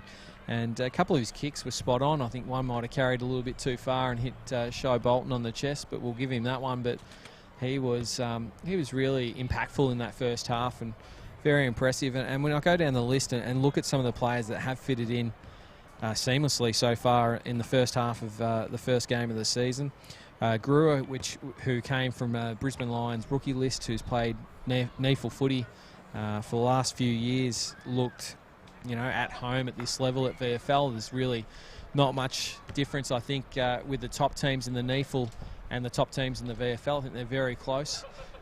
He was very good for Brisbane Lions last year in the NEFL, and he certainly fitted in well. And Patrick Naish just moves like his old man. That snap for goal in the first quarter was sensational. So he's other stuff he's done too, Hilly, isn't there? Just clarity around congestion. He's used the footy with his hands really nicely. He's got nice timing, releasing blokes from the stoppage. Yeah, he looks a player, and I wouldn't be surprised at all if he gets his chance soon as well. With the seniors, if they've got an opportunity, if there's a spot, because at the moment this Tigers list just looks really good. They've done a great job developing the list, and you'd have to say at both AFL and VFL level, they're in for a big year. Yeah, absolutely. They look ominous. 15-7-97 if you've just joined the coverage. I'm Peter Jackson, VFL Live this afternoon. Michael Leeds alongside Glenn Hill and Adam Sarah-Coghlan. Adam, Port looked like they'd done enough to sort of start clawing their way back into the contest, at least in the first 10 minutes, but then they just coughed up a couple of easy goals, and all of a sudden that hard work was blown away. Yeah, and I'm looking for players out there that are actually having a good game today. There's not many. Maybe Lucas Cook. He's been very busy across that half-back line. He's been okay. Dylan Conway has kicked the 2 goals, but not getting much delivery at the moment. They're just getting, in blunt terms, they're getting smashed in the midfield. It's as simple as that. Not enough delivery going in, and their back line is just under siege at the moment. They've even thrown Jordan Lyle back there to help out as well. That loss of 800 games of experience and the type of players that probably go down in VFL history as great players that they've lost from last year. So the big 3: Toby Pinwell, Sam Dwyer, Chris Kane. Yeah, you're looking at 3 greats of the VFL in the last decade or more, and you just can't replace that overnight. Doesn't matter who you bring in. it's just not going to go like a car. And the two Brodies as well, Myercheck and Murdoch, no longer there as well. Yeah. So Brody Myercheck is a huge loss in their back half, and they look a bit lost without him, to be quite honest. And it's going to take a while for this Port Melbourne team to gel. And without saying it, I think Gary Ayres knew that pre-game, that it might not gel straight away. And he's very upbeat about what he's got, what sort of stock he's got in terms of the type of players that they've attracted to the club and who are going to take these positions. But as you can see, the body of evidence in this first half is they're just not quite gelling just yet. Their competitiveness around the ball is not there yet, which is a real shame for Gary Ayres and Port Melbourne. You'd like to start the new season on a high, but unfortunately they've been totally outplayed at the moment by the Tigers. And it looks like, I mean, we've seen 2 quarters of Edmonton's, but it just feels like we're seeing full-time professionals against part-time athletes. That's the sort of feel that we're getting in this game at the moment. And even so it's going to take time for Port Melbourne to obviously get their groove going. It's not going to happen today, obviously. Yeah, definitely. Adam, you're spot on. But I was just thinking about some of the ex-AFL players that played so well last year. They're not having great games today. Dylan Vojo, Rainbow, not having his best game. There's an opportunity to spoil the ball just in front of me before, and couldn't get to a floating contest, and just probably some intensity issues that they'll address during the week that they'll bring next week.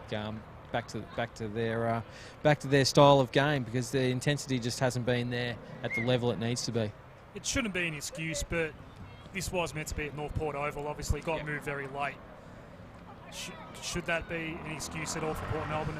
It probably shouldn't be, but is there any reason we can make a case that the shift of game midweek is going to have any kind of effect on how they were planning for this game? More than anything, I think it just affects the club. It affects Port Melbourne, the footy club. It shouldn't affect the 23 that are out there. No, it's not affecting the 23. And if this game was played at Port Melbourne and in the same fashion, it'll be the same scoreline.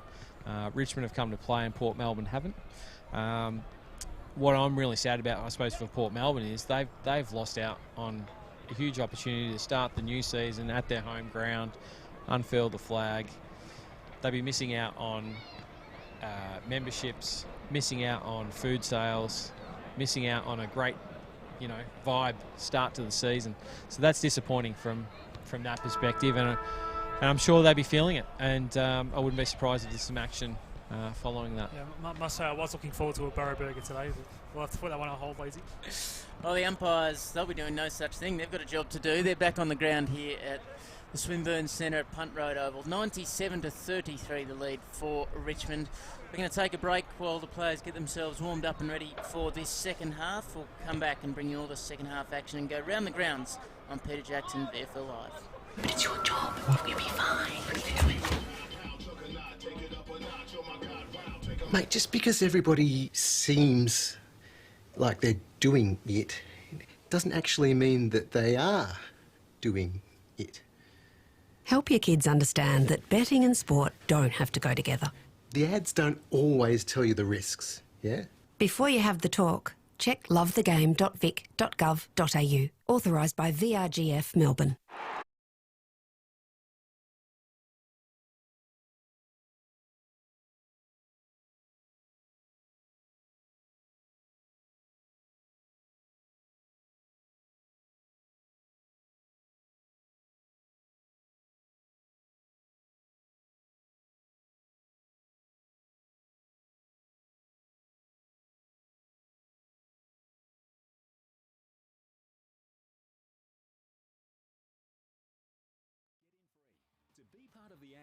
Head to vfl.com.au/membership to find out what membership offers are available at your club in 2018. I'm a digital radio. To help explain why it's time to update your old radio, with me is my friend Digital TV. Hi. Where you go? Remember when us TVs went digital? Everyone does. Get to the point. Suddenly, you got lots more channels for free. Yes. Well, it's the same with digital radio. When you buy a digital radio, you can get all your favourite stations, plus up to 30 extra ones, playing all kinds of music, live sport and talk. That's pretty great. It's really great. All you have to do is head into your nearest retailer. Or check out digitalradioplus.com.au. And upgrade to digital. Last year, Vision Australia helped more than 33,000 people who are blind or have low vision. So if you find that glasses are no longer helping and you're struggling to complete daily tasks, why not give us a call? Our free services, provided by specialist staff, can help increase your independence. We also offer advice on equipment and provide training in how to travel around safely with limited vision. Vision Australia can help you make a real difference. Call us now, 1300 84 7466. I'm a digital radio. And I'm a digital TV. Now, you may remember when TV went digital. Yes, and you got a lot more channels and a better picture. Well, buying a digital radio is the same. Exactly. I've got up to 30 extra radio stations, plus all your old faves, and I sound amazing. Yeah, but I look amazing. Yeah, but this is a radio ad, so no one can see you. Oh, yeah. So if you want to hear this station like you have never heard it before, buy a digital radio. Head into your nearest retailer and upgrade to digital. Streaming live through VFL.com.au and Aussie Digital. This is Peter Jackson, VFL Live. Coming to you from the Swinburne Centre this afternoon. Beautiful day for footy. Umpires just bouncing the ball merrily in the middle. Good day for them to get the game started. Not good news for Port Melbourne fans, unfortunately. If you've just joined us on the Peter Jackson VFL Live coverage, it's been all Richmond. They lead 15-7-97 to Port Melbourne, 5-3-33 at halftime. The major goal kickers, Bolton has 3, as does Stengel, and Moore has 2 to his name at halftime, including that one on the siren. Very impressive stuff. Adam Sarakoglu, Glenn Hill is boundary side. Can the Borough team get their way back into this contest in any way, shape or form? It would have to be some sort of record-breaking performance, because I've never seen anyone come back from 66 points here.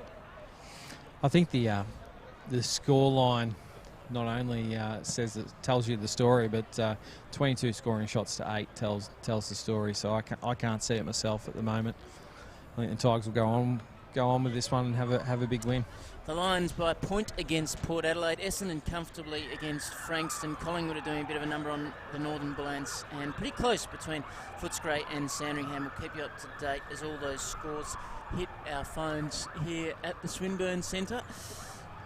So Port Melbourne just getting themselves into a huddle, as will the Tigers. And we get ready, the shadows starting to come over the ground here.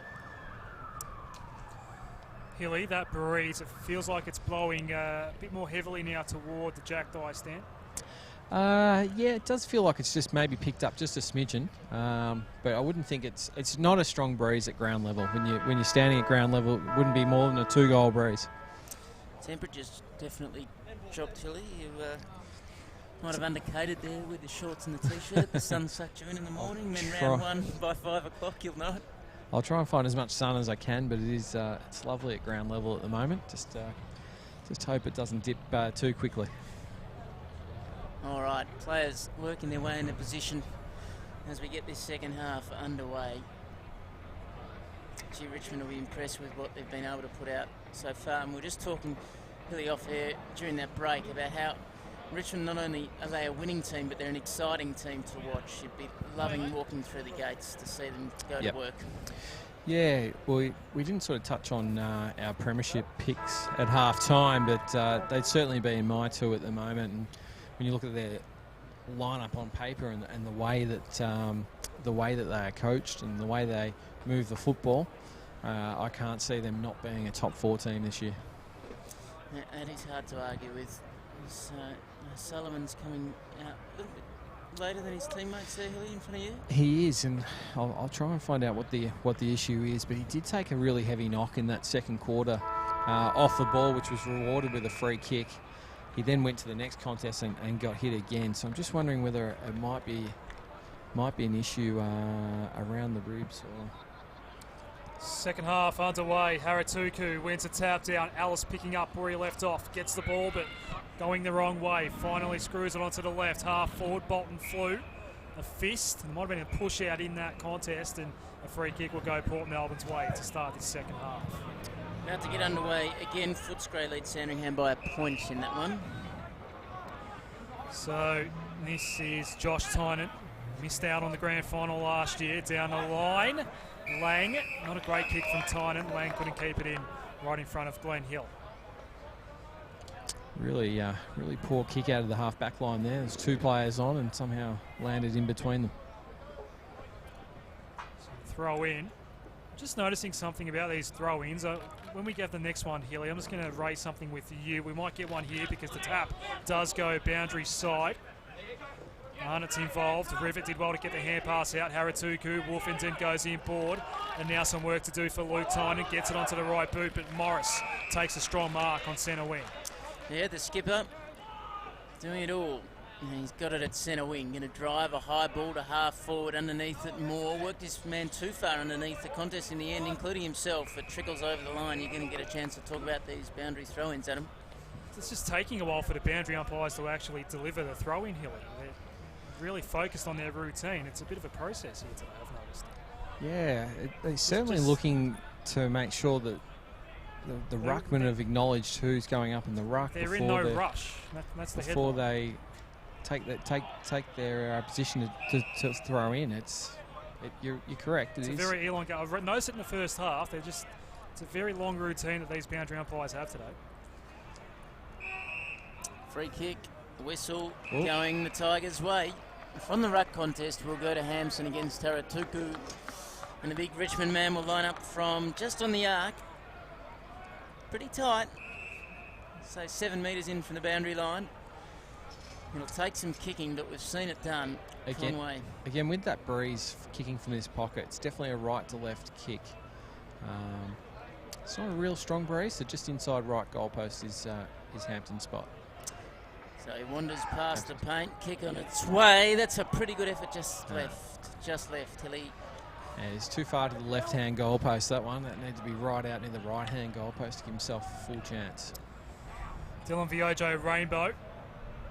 Bit of spotlight put on him by Glenn Hill at half-time. It's a long kick in. Dylan Conway can't quite take the mark. Got a bit of a jump that time. Anastasio, little kick around the body. Tried to set up Nahas, and he's going to be held up here. Bolter did well. Stood tall, did the youngster. Making his debut for Richmond today. Hasn't made his AFL debut yet. Nahas got it back. Anastasio's 40 out. Has to get around. Garthwaite does. The igniter on the left. Not a great kick. And almost, bounced into the post in the end. Some desperate defending, some awkward defending from Soldo. It's 1 point. Bounce had have gone the other way. It could have been a real lucky goal for Port Melbourne. Garthwaite with the kick in. It's a shame, really, that Anthony Anastasio didn't look to kick that one on his left, but just talking to Trent Dennis Lane the other day and talking about your skills in your left and your right foot, and he seems to think that, you know, guys just don't practice enough on their left, and that's why we just don't see goals kicked on left foot. He said himself that if he kicked on his left foot more in his career, he would have kicked at least 10 goals a year more. It's that, and perhaps a bit the rising prominence of the dribble kick as well. We've got, we know, one prominent ex-AFL player that doesn't like the dribble, but he's given it air over the years, and it's becoming more popular as a result. It's having the opposite effect that he wants. Here's Arnott to Haratuku by hand. Needs to retreat and then coughed up the footy. Heard a call. It was the wrong team. Away goes Arts after he stole that footy in broad daylight. Comes to Stengel at half forward. The Tigers on the march. Told a bit of candy. Then went to the top of the square. Moore's underneath it. Moore takes the mark. He's stronger than he looks. He's got big hips, really strong hips. Yeah, he certainly doesn't look like a huge unit, but he's definitely a strong body player. Wiry frame, hard to get off the point where he wants to be. He's going to go around the corner again. Just a little shallow. I thought he was starting to celebrate there. There'll be no reviews here, Hilly, so that will count as a behind. I'm with him. I think that was a goal. I think that was inside the goal post. 15-9, Richmond, Port Melbourne 5-4-34, and we're ticked into the 5-minute mark of this third term. And the Borough going to bring it out from deep in the back pocket. There's an early whistle here. Is it for after the kick? It's a Port Melbourne free kick to Conway. Dillon through the middle of the ground. Set it on top of Nahas's head. Fisted away. Van Oonen under all sorts of pressure. Turned over. Arts got away from Van Oonen. Little handball no good. Turned it over again to Nahas. Rivet under pressure. Got it away to Tynan. Through traffic. Well played to Templeton. Long ball inside the 50 for the Borough. There's a one-on-one approaching here for Lyle and Guthrie. Oh, wow, well played, Lyle. Got it down to Anastasio, who finishes the work. Lyle refusing to take possession. Knew Anastasio was sailing past and got it to him perfectly on the burst. And Port Melbourne get a much-needed goal. Richmond 15-9-99 and Port 6-4-40 as we tick into the 6-minute mark of this third term. Anastasio has certainly provided a lot of run. He is one of the players who has run very hard this game. So it's good to see he finished off the work that time. So the margin is now 59 points. Power by 5 over Hilly's lines. We wait for the restart. Maybe even the field umpires taking their time with these bounces. Haratuku is going to go up against Hanson or Soldo instead. Miles throws it on the right up towards half forward. Chol got the jump that time on his opponent. Takes the mark in front of Johnson. Didn't want to have a shot. Was quick to get it moving toward the corridor, but Cracker was in the hole for Port Melbourne. Couple of handballs and they're out of danger. Cook just sets up his teammate Haratuku over the top, takes the mark. The Dolphins have got it back to 27 points against Essendon. Haratuku, interesting kicking board for Templeton, didn't hit his target. Ellis got his hand pass out, Markov. Now Baker, high right foot, wobbling. No score, out of bounds on the full. Lucas Cook to reclaim it for Port Melbourne. Slocky Waddell comes on for Anastasio, tallest player for the shortest player for Port Melbourne that time. 64 points the margin between Collingwood and Northern Blues. Still inside 50 here. The breeze is picking up as well. Baker under pressure. Good tackle that time by Tynan. Free kick, Port Melbourne. Josh Tynan. He's been around a few VFL clubs. Most recently Frankston. Goes wide. Nahas takes it. Just inside the defensive 50, Robin Nahas goes looking for Viojo Rainbow. Moore was with him, did well. Callum Moore now on the right, the snap. One-on-one in the square. Cook got in front of Chol. Cook then lost his feet. Nahas was there to help. Kick is okay for Bettison. Takes the mark. They're still inside defensive 50. Played on by hand. Cracker. Nahas. Wide. Tynan. Hand passing board. Cracker. Didn't see the Tiger behind him. Baker almost turned it over. Nahas again the sweeper. Now Tynan dispossessed. Free kick Ballard for the Tigers. Oh, that was a little bit like watching a cat with a mouse there. Richmond were all over Port Melbourne. It was a matter of time before it was turned over. Ballard going to bang a long ball to the pocket. There's a few big men underneath this. Not taken in the air. Chance at ground level for Bolton. Had it knocked away by Cracker. Goes back to get it. And then they've got him. This is not coming out. They'll toss it up in the forward pocket in front of the Jack Dyer stand here at the Swinburne Centre. 59 points the margin, 9 gone third term. Port Melbourne defending resolutely for now. Miles is amongst it, couldn't get it away clearly, but in the end he did. Ellis, chance around the corner. Miller, left foot, high ball, going to be marked, and it's well played by Conway. This is Isaac for Port Melbourne, heads to the outer side where Templeton can just settle down for a moment. Going to go with his right boot. O'Sullivan back on the ground, that's good to see. Little handball over the top, no good. I was hoping that Hugh Johnson, the 23rd man, would be able to run onto it. It wasn't the way it finished. How do you see those handballs over the top, Leedsy, when it's almost a throw straight over the top of your head? Well, I think if you execute okay, Hilly, I suppose it's hard for the umpires to pick up whether it has been executed or not, but I'm all for it. It's a little lairish, isn't it? Little one at ground level. Here's a chance for Waddell. Got to pick up the footy. Toe poked away by Soldo off a couple of shins and knees and hips. In the end, it's picked up cleanly by Tynan, who tries to run away. He goes to the middle of the ground, sitting underneath it though. Here's Bolter, and he's looking a good player. Switching ball, not a great one. Turnover, looking for Markov, and Haratuku's been good today. Big Khan takes the mark. Anastasio next in the chain, but Bolter gets back. And the yellow and black faithful like that from their youngster. Markov. Well done there, Haratuku. Off hands, Menadue. Got his hand pass off. Ballard to half forward, Soldo marks. There's a loose Tiger inside 50. It's Corey Ellis. Decides to go for Chol instead on the lead. Kick was too hot, no mark taken. Ground level ball, hand pass inboard from Johnson. That's okay. And now Port Melbourne go through Anastasio, centre half back. Hooper looks ahead. There's nothing available except for Dylan Conway. Has a couple of Tigers to deal with. Getting back there, Bolter again. Having a good couple of minutes is Noah Bolter. Kick out wide, Miles. Loose man a half forward is Ellis. Next man in the change, Drummond. There were loose Tigers everywhere. And Drummond now has it inside 50. And even as he looks ahead, they've got some numbers in the goal square as well. 3 Port Melbourne defenders. One of them's Lockie Waddell. But Drummond's going to hold on to the ball for the time being.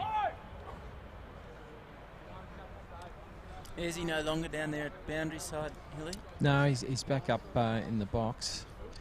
He just obviously felt at quarter time. Maybe his presence at the boundary line and looking at it from a different angle might have helped. A 59-point lead becomes a 65-point lead. A wonderful goal for Nathan Drummond. Richmond into 3 figures, 16-9, 105, Port Melbourne 6-4-40. Well, what can you say for Port Melbourne? They're really just not in this contest at the moment. I must say, some of Richmond's set shot goal kicking has been excellent today. Certainly has. 16-9's a pretty good result, isn't it? Just basically to have 25 scoring shots to 12 minutes into the third quarter is just a sign of just how good they're playing. That is a lot of firepower to that period and point in the game. They're just dominating in every facet of the game at the moment. Port have jumped out against the Lions. They lead by 17 points. Still tight between Footscray and Sandringham. Point the difference it was at half-time. We'll get the latest scores as they come to hand. In Essendon 12-7-79 to Frankston 6-4-40 as we get back underway here. And then there's a whistle on play and it'll be a free kick going the way of the Borough. Arnott has it smack bang centre of the ground. He's going to try and get around his man, Brewer. Oh, he took too long. He didn't get rid of it initially. Eventually got a handball to Conway. He was well tackled too. Look at these Tigerish Tigers. They're away again. Bolton on the end of a Stengel handball. Fell over. Good enough to slip it over the top with a handball. Naish on the end of it. He loops it over to Chol. They had 2-on-1, but it's turned over and Port Melbourne come away with it, do they? Smothered off the kick. Ellis gets towards the line. He's well tackled. Or no, he's not. Too high, was it? He did seem to duck that tackle, but he's been rewarded with the free kick. Certainly with his kicking boot, he's a good chance to score from here. He's having a wonderful game, Corey Ellis. Did kick a goal in the opening term. Drummond nailed one moments ago from the other pocket and a similar distance. Left foot's on the way from Corey Ellis. The wind's going to take that one near side. Minor score. 16-10 plays 6-4. Halfway mark of this third term, the OJ Rainbow has it for Port Melbourne. Templeton's asking for it in the corridor. A kick instead looking for Isaac Conway now. Templeton gets it, woofens it. Port Melbourne on the break on the outer side. Tynan needs a hand pass option. Cracker provided. Centre wing, so far so good. Anastasio from Cracker. A lovely kick from Ash. And now Anthony Anastasio can have a shot inside 50. 28 minutes gone in the third term. Port Adelaide have just about skipped away from Brisbane, 91-68. That's not good news, Leedsy. No, I didn't think you'd enjoy that, but I thought I'd better bring it to our followers of the game, Hilly. So Anthony Anastasio did get a goal earlier in the quarter. Missed one as well. Set shots on the way from the Igniter. Port Melbourne get one back. 7-4-46, Tigers 16-10, 106 that margin, an even 10 goals now, halfway into the third. Well, he's certainly trying his heart out, Anthony Anastasio, and another goal. Another year from him where he can just develop his game even more. He certainly was good last year. Deserved his spot in the really good finals team. Success does seem to follow him as a premiership player with the Sandringham Dragons Williamstown and now Port Melbourne as well. Wherever he goes, good things seem to happen. Demons by 16 points over North Melbourne at the MCG. Back in the middle here.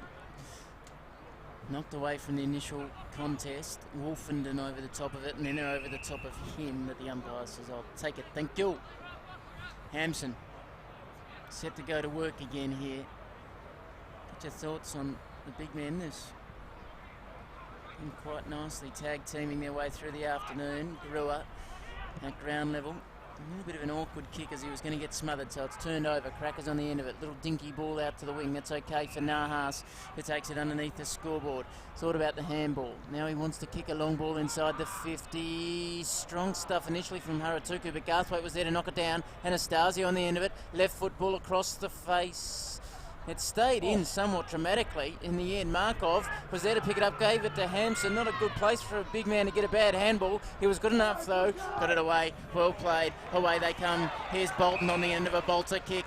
Handball okay. They've released Miller, who goes with a long ball inside the 50. Make that Baker, who got it to Soldo. Handball's on if he wants it. No, it was all happening too quick for the big man. Now he's going to kick across the face. They're waxing beautifully here, the Tigers. And the marker's taken by Arts deep in the pocket.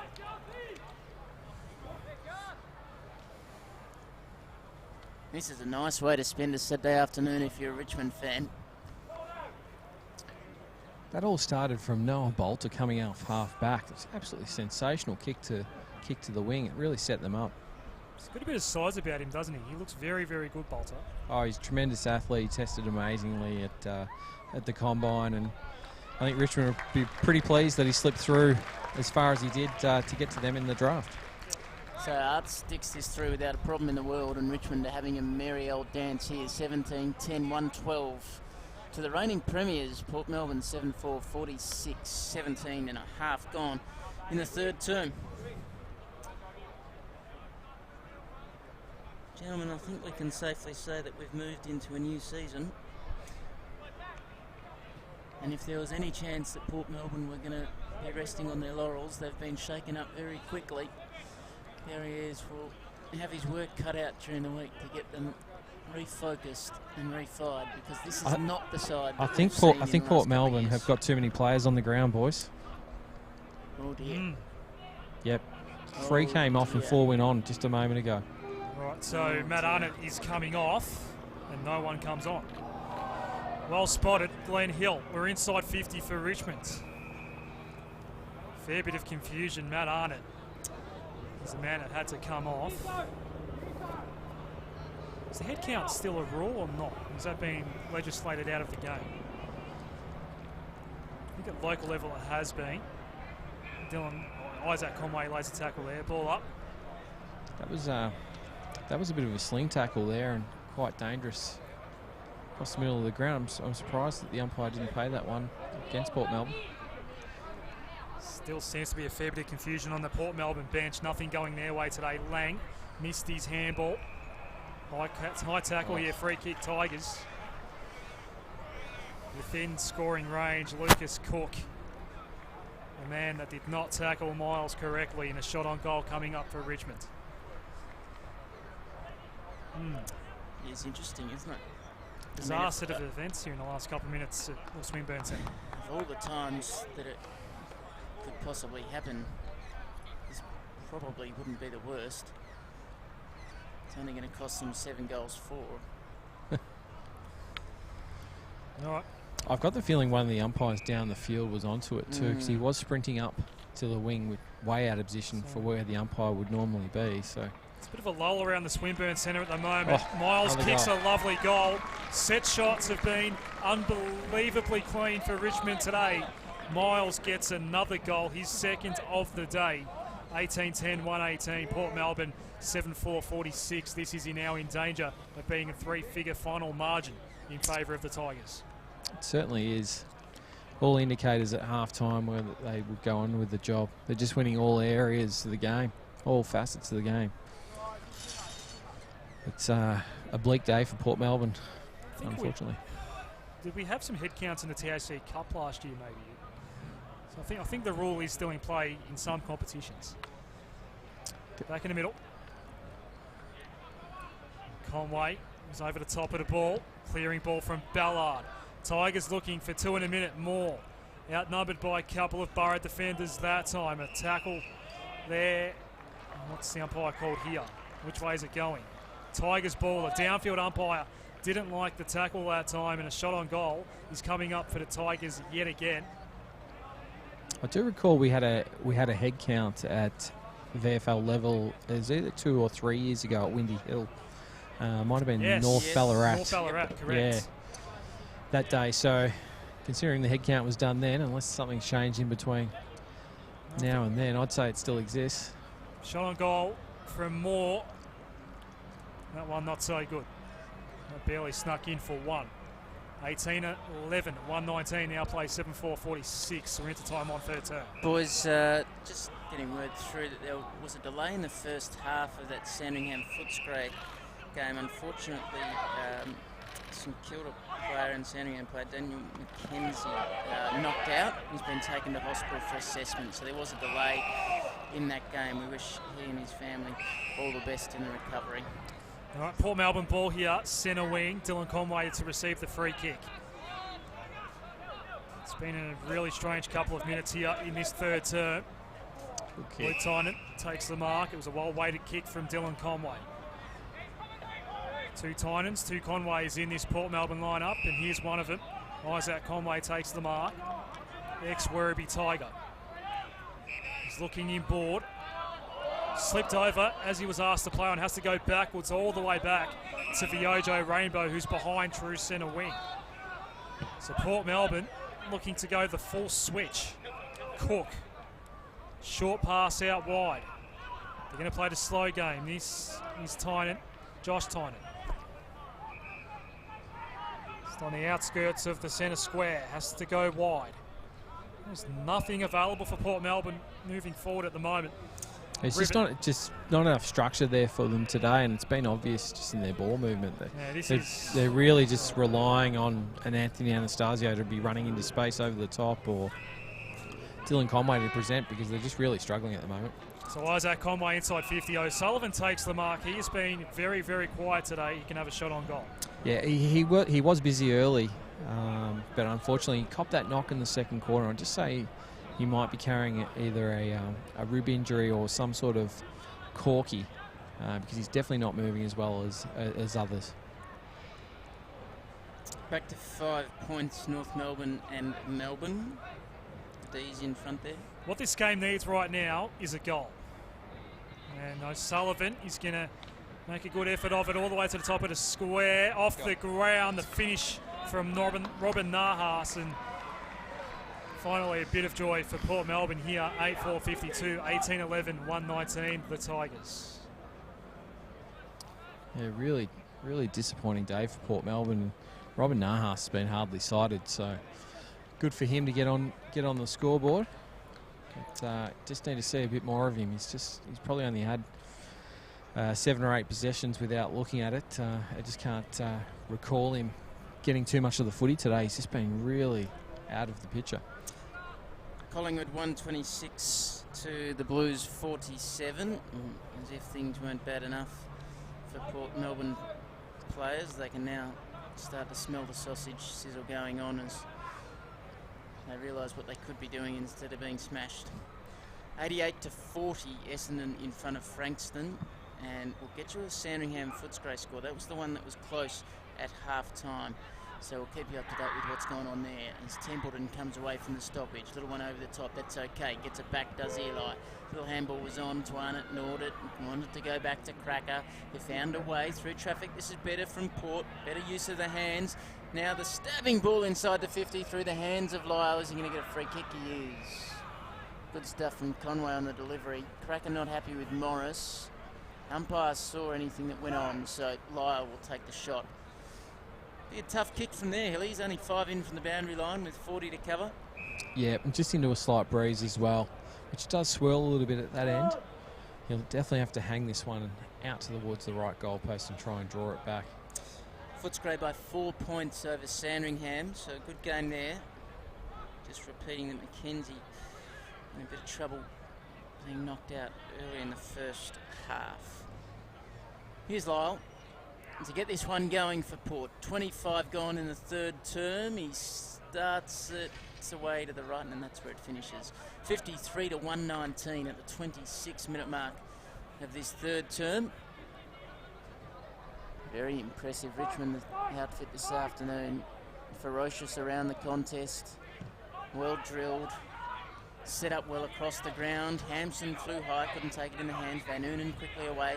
Arnott got it to O'Sullivan, to Hooper. Little ball over the top, won't work. Strong stuff in the defensive 50 from Morris again. Takes the mark. Hooper's kick was just too airy on that occasion. Just need to be flat. There was a player on the lead, just missed him. Morris to the near side of the ground. No mark was taken there. Hampson and Soldo, the two rucks combining for the Tigers, but it's a Port Melbourne ball. Hooper towards half forward. Dylan Conway misjudged it in flight, had to go back, and it just runs out of bounds. Boundary throw in right forward pocket. Again, just a skill error there.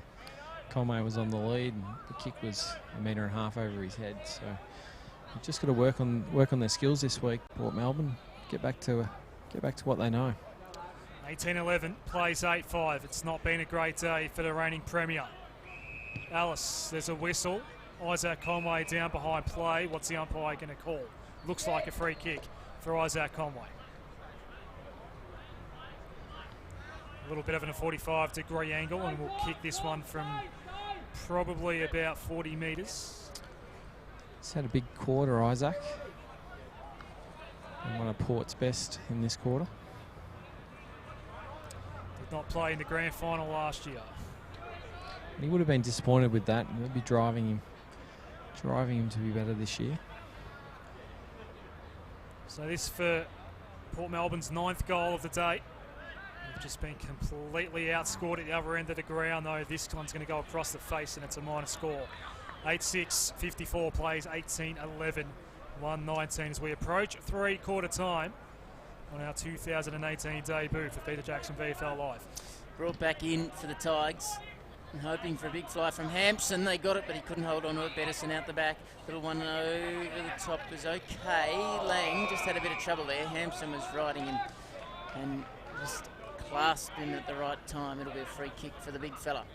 They're all doing it down a Tiger lane. It's no fad, this tackling business. He goes down the line. Ballard, terrific mark, going back with the flight. And just lucky not to give 50 away there was Conway as he came in late. Ballard's going to square this across the ground. Nicely taken by Nathan Ball. Gee, that wasn't his best kick. You could hear the R in the background. He couldn't believe it. Handball's okay, though. Straightens them up. Naish, little one over the top. That asked a lot of miles. He had a couple of Borough players around him. Hooper, one of them, got it away to O'Sullivan. They've got some run going from half back. Templeton's got it on the wing. What's he going to do with it? Morris chases him down, but not before he got it away. Here's Conway. Little one over the top. Bouncing ball. Gee, wonderful stuff in defence. Free kick, holding the footy against Nahas. Noah Bolter has done it all today. And he's going to come up with a free kick. Not sure he had prior opportunity there. He was tackled within probably 0.2 of a second of receiving the football and front on. He had no chance to get rid of it. Anyway. He was gang tackled. Three-quarter time here at the Swinburne Centre, and Richmond fans will be very happy with what they've seen this afternoon. 18-11, 119 to Port Melbourne, 8-6, 54. Hilly will take in some of the coaches at three-quarter time. Be interesting to see what they have to say in their respective sides, but this has been an awesome performance by Craig McRae's men, and they lead it 119 to 54. We'll be back with all the last quarter action. We'll take it right around the grounds here on Peter Jackson VFL Live. Your Peter Jackson VFL Club needs you to show your support. Buying a VFL Club membership puts you in the box seat to watch AFL players and the stars of the future at your local ground. The VFL gives you the chance to get in the coach's huddle and enjoy kick-to-kick on the field whilst kids under 15 get in free. To be part of the action, head to vfl.com.au/membership to find out what membership offers are available at your club in 2018. I'm a digital radio. To help explain why it's time to update your old radio, with me is my friend Digital TV. Hi. There you go. Remember when us TVs went digital? Everyone does. Get to the point. Suddenly, you got lots more channels for free. Yes. Well, it's the same with digital radio. When you buy a digital radio, you can get all your favourite stations, plus up to 30 extra ones, playing all kinds of music, live sport and talk. That's pretty great. It's really great. All you have to do is head into your nearest retailer Or check out digitalradioplus.com.au and upgrade to digital. Love your sport? Then you'll love SEN. 1-2, Jamie Wickham first. Craig Lowndes And you'll find it on digital radio. Simply scroll to SEN, Melbourne's home of sport. But it's your job. You'll be fine. Mate, just because everybody seems like they're doing it doesn't actually mean that they are doing it. Help your kids understand that betting and sport don't have to go together. The ads don't always tell you the risks, yeah? Before you have the talk, check lovethegame.vic.gov.au. Authorised by VRGF Melbourne. I'm a digital radio. And I'm a digital TV. Now, you may remember when TV went digital. Yes, and you got a lot more channels and a better picture. Well, buying a digital radio is the same. Exactly. I've got up to 30 extra radio stations, plus all your old faves, and I sound amazing. Yeah, but I look amazing. Yeah, but this is a radio ad, so no one can see you. Oh, yeah. So if you want to hear this station like you have never heard it before, buy a digital radio. Head into your nearest retailer and upgrade to digital. Love your sport? Then you'll love SEN. Looks to be the last game of the first set. Almagro leading 5-3. And you'll find it on digital radio. Simply scroll to SEN, Melbourne's home of sport. Streaming live through VFL.com.au and Aussie Digital. This is Peter Jackson, VFL Live. Good time to be alive if you're a Richmond fan. 119-54. AFL teams won the flag. VFL teams beating the reigning premier. Life doesn't get much better, does it? Glenn Hill's boundary side for us. He's going to take in some of the coaches' addresses. Interesting to see what Gary Ayres has to say at three-quarter time. Of course, Craig McRae will be much happier with what his team has been able to put out this afternoon. That score again, 18-11, 119 to Port Melbourne, 8-6-54. Essendon in control against Frankston. Collingwood doing a number on the Northern Blues. But Sandringham and Footscray is an intriguing contest. We'll keep an eye on that as we finish off in the last quarter here. That game a little bit behind us due to a delay. Unfortunately, not good news for St Kilda and Sandringham fans. Daniel McKenzie was knocked out in that first half. There was a 10-minute delay. He's been taken off the hospital so that he can be monitored. So we wish him and his family, along with the footy club, all the best in the recovery. The latest from that score is a 13-point margin as Sandringham lead Footscray. So good game to get that one underway. Their season's underway, I should say, this afternoon. If you've just joined us, it's really been an exciting Richmond outfit. They've done it everywhere. They've been ferocious around the contest. Tackling's been absolutely class, and their ball use has been scintillating. So we've got to see the likes of Bolton going forward, Stengel. We've enjoyed the work of Noah Bolter, who's done some terrific stuff across half-back, but it's fair to say that he hasn't been on his own. They've dominated the game at just about every position, and they absolutely deserve that lead, 119-54. Adam Sarakoglu is alongside us. Glenn Hill, as I mentioned, is boundary side. We'll hear from him shortly, but Adam, this has been just about as good as Richmond could have hoped for. If they're seeking any sort of revenge for last year's grand final, they've certainly got that in spades. And you mentioned Craig McRae at the season launch. Were you actually there, Leedsy? You went there? You just saw? Yeah, just took some of it on the website. Wanting his side to have a bit of character. Now, Richmond historically, since they broke away from Coburg, haven't been too great at VFL level. Last year was a breakout year, and they managed to get to a grand final. Just love the spirit that this group's got, the vibe around this footy club at the moment. 2 grand finals for both their sides last year. Obviously, the AFL team going absolutely wonderfully well, and a big game tomorrow against the Hawks at the MCG that these fans are going to be looking forward to. It's just rubbing off on this group. The vibe around this footy club at the moment, they're playing with a lot of freedom today, a lot of spirit, as we see Port Melbourne just escape from the huddle now. Gary Ayres not looking too happy with how things have gone so far today, but the Tigers are just playing free footy, and when they are, they're pretty hard to stop, even at this level. Hilly, you have got Gary Ayres with you now. Yep, just joined by Gary Ayres, and unfortunately it hasn't gone to plan so far today for you, mate. But there were some signs there in that quarter, stoppages, starting to win a few more clearances.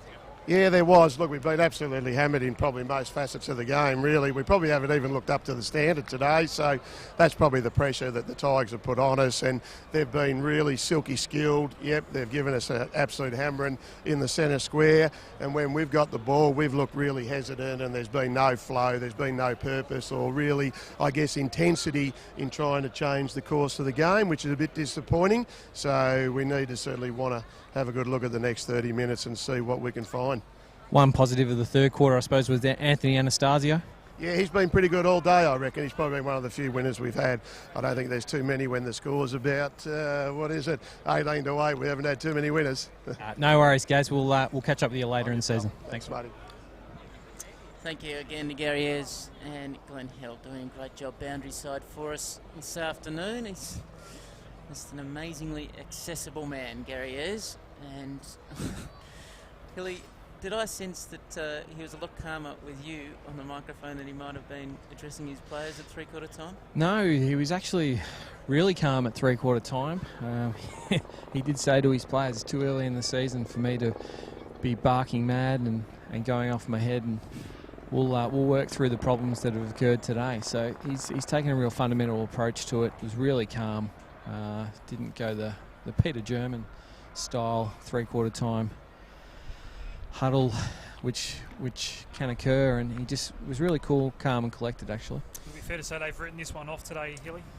Oh, I think he has. It's just too big an amount to come back from, but he's certainly looking for guys to win more of their footy, break even.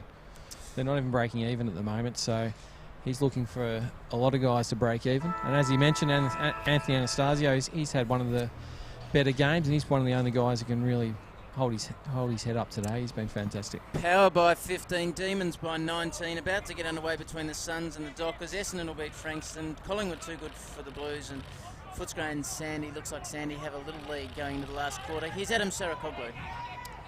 And the Tigers will get the first clearance of this final term. Soldo, his kick's okay. Mark taken, Baker. Asking for it was Stengel. Went longer for Chol. Just jumped up and brought it down. And very quickly the Tigers can extend their lead in this last quarter. He's got his hands to the footy a lot today, Hilly. Yeah, he has. He looks like he's probably got a little bit more professional with his physique as well. He certainly looks a lot stronger across the shoulders. So maybe a Chol has got 2 goals in this game. You can make that 3. 19-11, 125 the Tigers. Port Melbourne 8-6-54. It's a lot easier too to play with confidence when the game is going away like it is today for the Tigers, and he's really aggressively leaping at some of these marks, and he's pulled down his fair share, and that's probably been one of his criticisms in the last year or two, is that he just wasn't getting enough football. He'd fumble the ball at the peak, or he'd fumble the ball at ground level, but you haven't really been seeing too much of that today. He's been very clean, and as I said, he just looks a little bit more professionally built. 3 goals today, just 13 from 21 games in 2017, so he's made a flying start. Here's Soldo. Haratuki might have thrown it out. Here comes Port Melbourne though. Arnott, long ball, high ball, going all the way to the top of the square. Oh, there was no mark to Garthwaite, but there will be a free kick for front on contact against Conway. And it's almost as though once you're running back with the flight, you dare so much as look at the footy and the whistle will go. Garthwaite with that individual kicking style of his, bombs away, got a good piece of it. Anastasio's front and centre, knocked it down to Lang and then got it back himself, swings around on the right boot, another high ball inside the 50, another no mark. Here's Pearson round the corner. Great That snap. is magnificent front and centre work from Blake. Clinical stuff from the little man inside the forward 50. 9-6-60 Port Melbourne trailing Richmond 19-11, 125, 3 gone in the final term. Yeah, it's a great front and centre positioning by Pearson, and great snap. He's just been a little bit cold today. Hasn't had his best game, so he'll be pleased with that one. You won't enjoy hearing that, Hilly. I'm a big fan of watching the games back online. Well, I'm a big fan of his. I think he's a sensational player at VFL level, and just hasn't had his best day today, and I'm sure he'd acknowledge that as well. He can catch fire, can't he? 65-point ball game, that's not a great bounce. One of those guys that can get the team going. Certainly is. He's dangerous, got the right skills. He was a big key in Port Melbourne season last year, I felt. Free kick advantage paid for Port Melbourne. Lang sends it inside 50. Conway jumped underneath that ball. Tigers out the back. Bolter with the rush kick. Not a great one. Templeton. Hand pass to Nahas. Kicked a goal in the third. Short pass on offer. And Waddell can't quite take them up. Face planted. And a full tumble turn from Anthony Anastasio with the tackle, and he gave away a free kick. I can't see how it was a free kick against him, but... High ball. Moore couldn't take the mark. Ground level. Miller going nowhere. Good tackle from Lang. Geez, fortunate there. He's taken the bomb with a book and then been brought to ground, Hilly. Certainly was. That should have been holding the ball every day of the week. I'd like to have that one back. It was Baker, in fact, that got brought down by Shannon Lang. Ball up. Interesting tap there from Soldo. He's done a very large majority of the ruck today. Miles, ground level, gave it up to the wrong man. No, Rivet. Templeton. Lang, set upon by Moore, forced the turnover. Ellis wanted to handball, then held onto it. Moore dispossessed VOJ Rainbow. Not sure he knew that he actually got Moore to lose the ball. Baker in front of Cook, takes it now. Baker and Cook. No, that's not a pun. We're inside 50. Back for Port Melbourne now. Templeton goes back and a high ball to clear it out. Taratuku in the right spot, takes the mark for the Borough. He's looking ahead, some leads on offer. A bit more spark about Port now in this last quarter. Hand pass off, Arnott. Lang's going to receive it from Waddell. It's Dylan Conway on the lead, but the kick was longer still for Lyle. Now Anastasio. Hand pass inboard, Nahas. Knew a teammate was behind him. Rivets. Misses, but pushed as he kicked it. And Mac Rivets going to have a set shot on goal, is he? Yeah, he'll get another kick at that one. It was offline, what's going through for a behind. Final score, boys. Melbourne defeated North by 19 points. Power by 16 points. 17 gone in the last quarter against Brisbane. Come on, the Lions. Mac Rivet has the ball. He's played 27, now 28 VFL games, 13 goals to his name. Slide angle, 35 out, right foot, perfect. 10-6, 66 to 19, 11, 125, almost 6 gone final turn. That intensity that's been lacking has all of a sudden appeared here in the last quarter when it's all too late, but it's better at coming than not coming at all. So Carriers will be pleased with this. Very, very good effort this in the last 5 or 6 minutes from Port Melbourne. Yeah, their voice was up. It's just those little things that you notice if a team's sort of up and about or not. And those last couple of minutes when the play was on our side of the ground, Healy, their voice was up. A lot of intensity about the way they were going about their footy. It's just been lacking for too long in the earlier stages in this one. Miles wrapped up, ball up. Hipwood goals. It gets the Lions back to within 10 points. Keep up this good news, Leedsy. Being brave, regardless of what finishes happening there.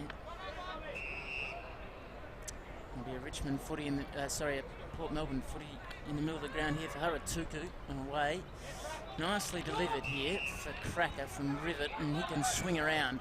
Picks a high ball inside the 50. There's going to be plenty of hands on this. Unfortunately, Soldo couldn't take it. Chance for the ground level players at Port Melbourne, but they're stolen away. Oh, Conway's going to get on the end of it, is he? Goal. Called touched. Interesting. It looked like he got a toe on it, didn't it? But it was all very confusing down there on the goal line. Naisha's got up a little ginger. Morris is just holding on to him. For a moment, I thought Morris was hinting that he needed some medical attention, but Naisha just reassured him that there was no need for that. And he's just letting the world know that he's going to do things on his own terms. Broad went to himself with the kick in, then went long for more. Had some poor Melbourne players to deal with. It goes out of play for a boundary throw-in. Good effort there from the 23rd man, Hugh Johnson, just to make a nuisance of himself. As we have another throw-in. Finally, umpire does bring it back in. Soldo let it go over his head. O'Sullivan, high ball. And it's going to be marked by Garthwaite. Did well, read that one in flight. He described his kicking action as individual moments ago, Leedsy. I like that. The kick was effective that time. Individual, but effective. Markov goes high. Charles in the region here at the full. Harvey Hooper sends a high one back inside 50 for the Borough. And Lyle a bit clumsy that time, but he's got the free kick, in fact. He was pushed out. The Tiger defender went down. I thought it might have been a Richmond ball, but Jordan Lyle's going to have a shot here for Port Melbourne.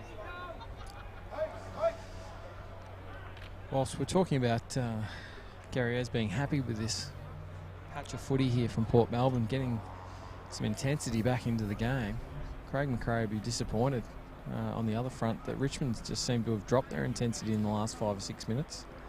It's an early chance to get some nice percentage going into season 2018 for the Tigers, but it's taking a bit of a hit at the moment with Port Melbourne hitting the scoreboard here. 11-7, 73. Richmond 19-11, 125. 52 points is your margin. Richmond's intensity in this game, just looking at the stats at three-quarter time, Port Melbourne had over 20 more turnovers than Richmond had, and that's a big thing in a game of football when you're talking about the ball moving end to end so quickly, and certainly that intensity's set Richmond up today. Be good if Port Melbourne could finish strongly and bring something for next week. So we're set to go again. Excellent running for the Tigers from Richard Horrocks this afternoon. Almost ran into a premiership last year. He's back for another year. Ball to be bounced down, back in the middle. Soldo. Another good hit out. Authoritative, wasn't it? Couldn't find anyone at ground level though. He's going to come away to Pearson, who kicks a long ball inside the 50 at the back. Conway fisted away. Tigers defence okay to begin with. Almost through the hands it was in the end. O'Sullivan bounced back nicely. They got it to Pearson. Conway across the ground. No mark. Good stuff from Naish. Worked it towards the line. First there is going to be Markov for the Tigers. Takes out the man with his eyes on the footy. That's all okay, and they'll toss it back in where the arc meets the boundary line. Just Conway tried to spot up the wrong player there. There was a Port Melbourne player completely free just inside 50. He was the one. He just tried to go an extra 10 metres closer. So can they get something going here? Conway takes it out of the ruck, and we're going to see a repeat of the opening term. He kicks across the face. Was there holding on? Nope. Across the face it goes, and they'll toss it back in. Deep in the left forward pocket. Nice crowd here from the Borough fans who've travelled. Very courteous with the Richmond Football Club to allow them in, all the members, free of charge this afternoon after there was a late change to the ground. And it's good to see the Borough fans here. And unfortunately, they're not enjoying the score, but they're enjoying the footy. So Port Melbourne a chance to get another goal here. Templeton with the tackle on Miles. Ball came out the back. I'll get that. Garthwaite, that's going to be out of bounds on the full. Just bounced away from you, Hilly. Bounce that right angles that one. Not enough penetration on the kick. Dylan Van Uden has the ball for Port Melbourne. It's a very congested forward 50. Comes off his line. That's a play on eventually. High ball inside 50. One-handed attempt from Rivet. Out the back here, Garthwaite. They're going to be happy to concede. Pearson with the tackle. That's a minor score for Port Melbourne. And Richmond are having a lot of trouble trying to get out of this setup at the moment. Let's see if they change things up a bit. 11-8 plays 19-11. No. High kick in. Hampson came from a couple deep. Ground level. Well Haratugu out the back. Naha sets himself up and hooks his kick. Very badly. Out of bounds on the full. So Richmond playing against a much more spirited Port Melbourne outfit in the 12 minutes that have gone in this last quarter. having dominated the majority of the afternoon. It's brought back in. High ball. Hampson's going to fly. Haratuku over the top. Fierce free kick. That was a big pack, Hilly. Oh, that was just about the only way Richmond were going to get out, because they just needed a free kick in the end to get the ball past half back line, because Port Melbourne was set up a huge wall, and certainly, if it was a close game, certainly taking control, but unfortunately it's not for them. 74 points the margin between the Bombers and the Dolphins. 158 to 53. Collingwood have done a real job against the Blues as Broad takes the mark in the middle of the Swinburne Centre. He's going to go on his left boot inside the 50. Oh, wonderful effort going back with the fight, but no mark in the end. Dangerous times now for Port. Little ball works okay in the end for Ballard. Left foot kick, top of the goal square, and that'll do. So from that free kick, it was a nice bit of work from Baker, we should mention, with a handball to Ballard under pressure. But nearly from that free kick, after all the work that Port Melbourne had done, they score quickly, Richmond. Yeah, it's just a game of opportunity, and Port just didn't take theirs then. They probably should have scored a goal on their last forward entry and didn't, and one's come on the return. So that's footy, and the Tigers have totally blown them away in the first half here. And it's good to see Port Melbourne are putting up a fight and showing some more intensity this quarter. They've certainly dominated the quarter.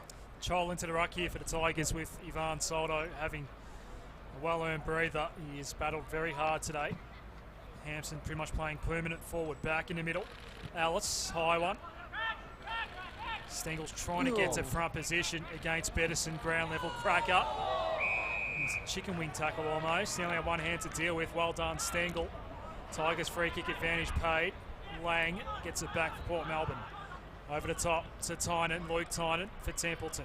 Takes the mark. Pearson's available over the top. Doesn't want to go there. Port Melbourne switch. The switch is available. And it's going to work here. Haratuku. Kicks okay. Takes the mark. Cook's next. And then Cracker or O'Sullivan, who's just come back out onto the ground. It's Cracker.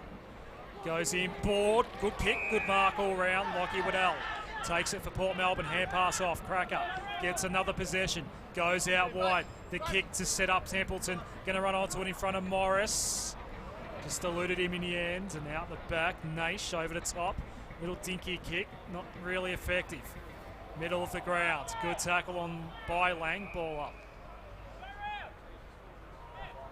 Better intensity, no doubt about it, in this quarter. Tackling's been stronger. 131 plays 74. Big win coming up for the Tigers. Avenging last year's grand final loss. It was Ben Lennon who had the game on his boot when the final siren went. But he was a long, long way out, Leedsy, and he could not finish the job. Port Melbourne premiers. It's Alice. Had it and lost it. Ground level, Haratuku. Threw it onto the left foot, up towards half forward. It just ricocheted off the knees of Dylan Conway. Hooper, inside 50, stretching attempt at the mark, not taken by Waddell, and it's a Richmond ball once more. High clearing ball, Bolter. Puts it straight down the throat, though, of a Port Melbourne player, and now it's Isaac Conway. Little kick forward, Pearson. Shrugged off one tackle, inside 50, kick too hot, finessed. Dylan Conway. On all fours, 3 Tigers on him. That's been a real snapshot of the day. Just 3 Tigers to 1 there. Dylan Conway trying to do his best for Port Melbourne, just with no support there. Just no players rushing in to help him. So what can they muster here? Oh, gee, that was a strong that's hit in the back. That's in the back twice. It was almost accidental. It was almost, he led with his head, and I reckon he might have had a head clash there. There's a pushing and shoving with Ballard and Pearson. I don't think Ballard's completely in foreign territory there. He looked very comfortable. Came to Nahas. Little ball over the top. O'Sullivan took the mark. Kick. Good kick from Nahas there. So there's still going on between Pearson and Ballard. No need for anything silly now. An organised dinner later. O'Sullivan directly in front. The anger was Ballard the player that came in second to that contest? I think there may have been some interaction with Arts after he was down. Okay. And that's what contributed to some retribution from Ballard. Kick is on its way here from O'Sullivan. It's away to the left, no good. 75 to 131, 18 gone. Final term. All I know is Shannon Lang certainly should have got a free kick there at centre half forward. That was as blatant as in the back you'll see this season. Bolter, good contested mark on Pearson. He's going to come broadcast side with the long-range ball. Soldo the targets. No mark, but did well to trap it at ground level. Releasing Morris, the captain. Over the top, Bolton. Good start to the game, being quiet in the second half. Evaded a couple of tackles. Ballard, there's a whistle. What did the umpire spot? There's a bit of niggle behind the play here. Bolton and Harvey Some real Hooper. feeling in this game now. Now to skipper Morris just coming in to tell Harvey Hooper to calm down, and there's going to be a free kick going the Tigers' way. Shai Bolton's going to claim it. Ballard's available over the top by foot. He's not wanting to go there. Bolton, he just points long. He's got Hampson and Chol to go to. And a tie in long. Chol's the man that's going to put the Dukes up. No mark taken. Coming through now is Stengel. Hand pass ill-directed. Turnover. Interrupted handball that time from Eli Templeton. It sneaks through for one. Sloppy play that time. There's still just a little bit of stuff going on here behind the scenes, and it's not just the one contest, so it's spread across the ground. Unfortunately, Hilly, I can't give you great news, but Brisbane did get within 5 points of Port. They just held on after a goalless last quarter against a very brave Brisbane. Waddell's kick inboard was a little brave for a big man, might turn it over. Morris went to ground. Great Hooper's tackle. over the top of him, and now he's been given a free kick for too high.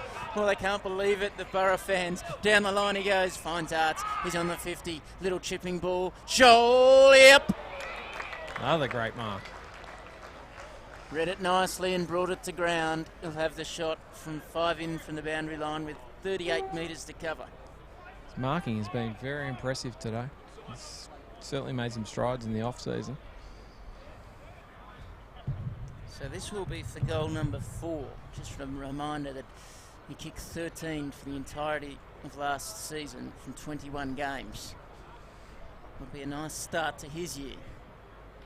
Certainly got some presence as he wanders in, and that is not his best kick, to say the least. No mark taken though. There's still a chance deep in the pocket. The Tigers, they're working at ground level. It's not coming out cleanly, and that was not the best 5 seconds of football that we'll see this year. There's been a few moments like that today. We've seen some scintillating footy at times, and it's become junk time for the most part of his second half, and there's been some ugly passages as well. This so far, well, Port Melbourne are going to be able to escape with the ball. Cracker in forward looking for Nahas. Morris got the jump on him. Out the back is Drummond. Has a couple to deal with, including O'Sullivan. Handball came out. Now it's a bouncing ball. Who wants it? Who's going to get back there? Bolter has some space on Anastasio. Chol's another chance, slipped over. Couldn't take the mark. Bolton out the back. Ground level. Chol picks up. Got tackled, ball pinned to him. Therefore, no chance to dispose of it. Ball up. 7 points to margin. The Zebras in front of Footscray. So ball up in the makeshift centre circles there. Inside 50, Waddell got the tap down. High clearing ball from Isaac Conway. The fist there from Hayward. Boundary throw in. So we're into time on final term now. Richmond 2012 132. Big win coming up against their grand final nemesis from 6 months ago. Port Melbourne 11-9-75. Khan Haratuku comes off for Jordan Lyle in front of us. Boundary throw in. Good tackle there from Soldo. Not allowing Arnott to go anywhere. Miles spits the ball out. Now a high one from Drummond. A wobbler. It's going to land in play. Bettison. It took a bounce. It went out of play. Boundary throw in. Inside 50 for the Tigers. Margin of 57 points. It's been as large as 66 today. Umpire brings it back in. Chol pushed out of it. Double fister. Yeah, that time from Waddell, back toward the boundary line, spinning away from some pressure is Ballard, a high ball. Tallest man in that contest, Isaac Conway, couldn't take the mark, ground level. Hooper, hand pass comes out, and now Nahas stops and waits for something to present. Little kick over the top, not great for Lang. Garthwaite was claimed, potentially high. Umpire happy to call the ball up for that one. Dylan Conway looks disappointed. Not a great day today for Port Melbourne. Umpire to throw it up. Soto, Waddell, free kick. Shepherd, Port Melbourne's way. Interesting. Umpire just saying that the ruckman couldn't get a clean run at it. Pearson took the mark and got some attention from Markov, and he 50. will get the 50. Wonder if it wouldn't have mattered who was chasing down Pearson there. They might have just made sure that he was aware that he had some company. And he will march into within goal scoring distance, I'd think. Might just test him. He's going to be 52 out, I reckon. No problem today, Leeds. Just a slight breeze behind him, and it's a good kick of the footy. He'll kick the distance. So Pearson on his way. Just on the paint. Just inside. Nice strike. Just missed to the left. 76 to 132, 24 gone, final term. We spoke about his influence last year. Nearly 28 goals from 21 games, so he was there and about week in, week out for the borough. Ball being brought in. Tynan had to go, and Deardor Hampson was coming through like a steam train. Nothing in it, just terrific bravery from Tynan. Late in the game with the scoreboard suggesting there's no point, but he put his head where many wouldn't. And he's got the footy. I think a lot of that contact really came from his teammate there. And it's a little lucky to get the free kick in the end. Here's Pearson, knocked it on. O'Sullivan, little handball. Couldn't find a target at defensive 50.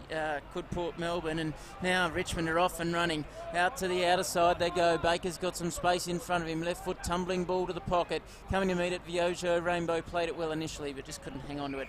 And he's happy to run it over the line. They'll toss it in, forward pocket. Richmond attacking. To the end, the trains go by. At the Swinburne Centre here, 132 to 76. We're closing in on full time. 25 gone, final term. The Andrew umpire to come from a long way to get that ball. So a small delay, and again Hilly, a long routine. Yeah. It's very slow, these boundary throw-ins today. It finally comes back into play out the back. It's a big right foot snap at goal. I think it's Ballard, it is. 21 goals for the Tigers today. 21-12, 138. Port Melbourne, 11-10, 76. 25 and a half gone, final term. They're going to get their revenge. Yeah, they certainly are, and the result really hasn't looked any other direction really since about the 10-minute mark of the first quarter. They've just dominated this game, and it's good to see that they're finishing off their good work here in the last quarter. Port Melbourne got back into the game in the first. They threw some more intensity into the first 10 minutes of this quarter and dragged the scoreboard margin down. But Richmond have really steadied here, and they're going to post a nice 10-goal victory. It's a really great way to start the season, and they've been most impressive. And as I said, I wouldn't be surprised at all if they finish in the top four comfortably this year. I'll be swinging from the chandeliers at the Holden Centre. It's a big win last night, and now a thumping in the VFL. Collingwood 176 to the Blues 59. Ball at ground level. Cracker had the footy, then they had him. Umpire says, give it to me. It's not a great start for the Northern Blues. They recruited well over the summer. Josh Hill, one of their key recruits, coming in on their VFL list. It's not a good start. Nope. No, I'll be disappointed. Ball to be won at ground level. Rivet does that. Got it away to Cracker. He heads across the ground. Good fist. Now, who's going to be first to it? Port Melbourne have hands. Well played. Johnson's got to go to work. Stengel's there for company. There's a little bit of trouble there as they were approaching fast, but Templeton received the handball and away they went. He got it from Bettison. They're inside the 50. Broad came through with a fist, couldn't knock it boundary side. Dangerously knocked back into the middle. Morris toe poked it. That was okay for Ellis. He wants the handball and he gets it. And they're off and running. Miles takes it. Now look at the space running forward. A long ball sets it up. Bolton can take a fly. He's got Soldo closing forward. They just lost connection at the wrong moment. Viojo Rainbow was there to mop up. He played it well. Handball inboard. Okay for Cook. Gets it over the top. That was well played over the head of Baker. There's Cracker. Along he goes to Lang, and the little ball's okay. Rivet can settle. Left foot ball. Morris did well to knock it away from Anastasio. Hampson's there to do the roving work. Got it away to Ellis. Miles inside the 50. They couldn't find a target initially. Fisted on by Baker. And then it's stolen. Good stuff initially, but a wonderful tackle in the forward 50. We'll see the Tigers come up with it. Van Union was the man who had the footy but didn't have any time. And Baker will take the shot from directly in front. Just in the closing moments of this one, I couldn't see there being more than a couple of minutes left in it. But what do we think? Who do we go to? Post-game interview. Thought about that for 6 months. He's on the bench at the moment. I reckon maybe Charles had a very good game today, Hilly. Mm-hmm. I think he's done well up forward. Probably a big man, maybe Ivan Soldo. Jeez, reading my mind. I think he's had an outstanding game. So He's had to do a large chunk of the ruck, hasn't he? Hampson's pretty much... See if we can get out to Ivan. And yeah. Hampson's parked himself inside the forward 50 for most of the day today when he has been on the ground. He's on the bench at the moment. Kick in, Garthwaite. Could go to Ryan Garthwaite, ask about his kicking action. Yeah. We could go to many Tigers today. I mean, you just look down the list of winners they've had today. Anthony Miles dominated. Shai Bolton's kicked plenty of goals. Alice, a key cog. Corey Ellis has been a great mover of the footy. Nathan Broad's been very solid in defence. Callum Moore showed plenty. They've had winners everywhere. Noah Bolter's been fantastic in his VFL debut. Marbel Chol, his marking's been sensational. Garthwaite, Stengel's kicked a plethora of goals. They've just had winners all over the ground. Ivan Soldo's dominated the ruck. Stephen Morris has been great down back. Jacob Ballab's been fantastic. And Arts has also contributed plenty today. Sounds like we're going bigs today, Glen Hill. This one's nearly over. Next week, it's the Northern Blues in North Melbourne. Making, it's been a very long time, Leeds, since they've played in the competition known as the VFL/VFA. So we deep inside 50 here for the Tigers. Miles slipped over. Tackle from Cook. She's junk time all right. Ball up top of the square. Every player on the ground is forward of centre. It's 139 playing at 76 and a ball up. Sullivan overran the ball. Good tackle from Baker. And Bayer has to cross his arms again. We're now beyond 30 minutes final term. North are going to go down to Melbourne after a brave start, 105 to 74 at the moment. Looking forward to seeing their VFL team for the first time next week on Peter Jackson VFL Live. A minor score rushed. And Richmond 21-14, 140, leading Port Melbourne 11-10, 76. A bad kick in, a turnover, a shot on goal once more for the Tigers. That is the youngster Baker. Pick 18 in last year's rookie draft, Liam Baker.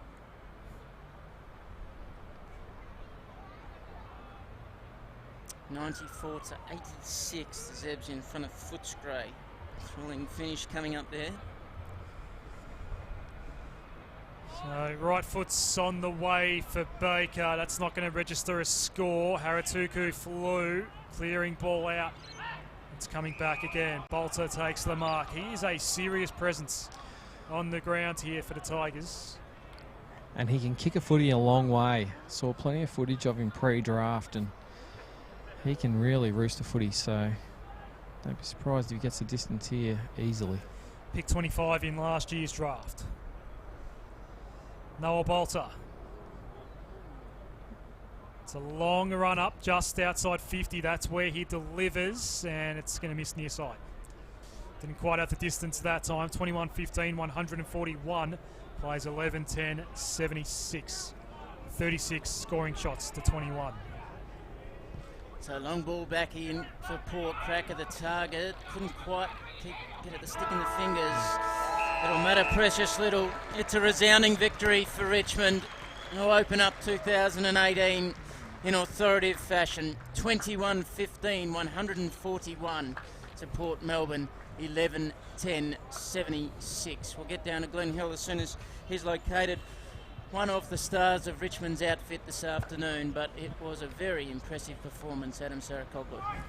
It was complete from start to finish. It started really, really quickly today. They kicked, 8 goals in the first quarter. That just set the tone, and the game was over very, very quickly. 11-10, 76. No, by no means a bad score line for Port Melbourne, but they are perfect conditions out here today. It just clearly was not enough. We are following Glen Hill as we speak as he goes searching for one of the big men. He's walking towards maybe a Chol as we speak, and it might be him. He's going to go past that. 3 minutes till we leave our Aussie Digital listeners, Hilly. So he's going to Ivan Soldo, it looks like.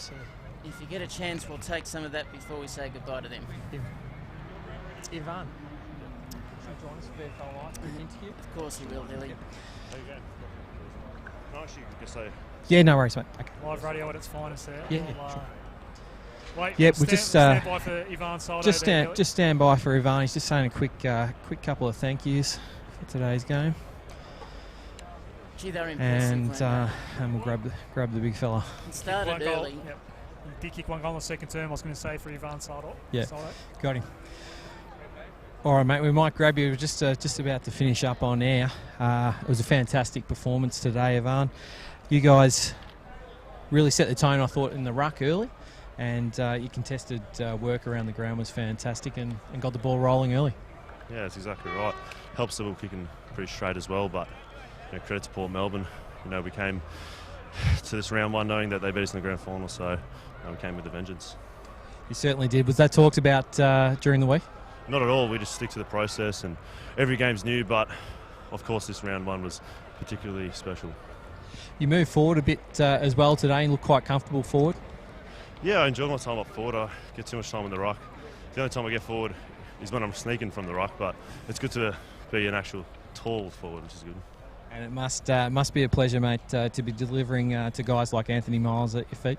Yeah, exactly right. Miles, he's playing some great VFL footy and putting his hand up for AFL. It's just been unfortunate with our midfield depth, but we've got the likes of Jacob Ballard in there as well.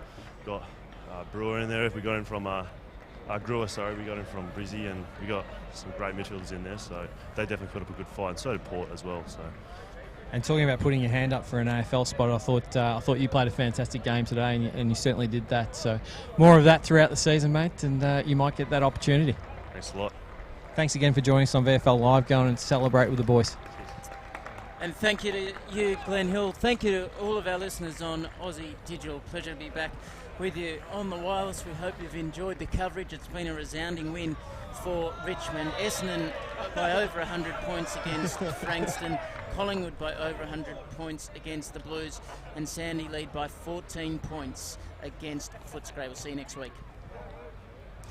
Here on the coverage, we will wrap it up. Adam, it's been a magnificent start for Richmond. Too good, but a long way today, and gee, it's going to be an exciting time if you're a Richmond fan throughout 2018. I feel like they set the tone for 2018, the Tigers here today, and they're just flying. This whole footy club's flying, and a few things to think about for Port Melbourne as well. All right, we'll bid you farewell. It's been that sort of afternoon. Thanks for joining us. We'll be back next week to do it all again. We'll get back to the Sunday fixtures as of round 2. We look forward to your company. A resounding win for Richmond today. Essendon too good for Frankston. Collingwood against the Blues. And, of course, Sandringham still going in that game against Footscray. You can check online, Twitter, for all your details to get the latest from that one. This is Michael Leeds bidding you farewell alongside Adam Sarakoglu and also Glen Hill, who did a great job. Boundary Side will be back to do it all again next week.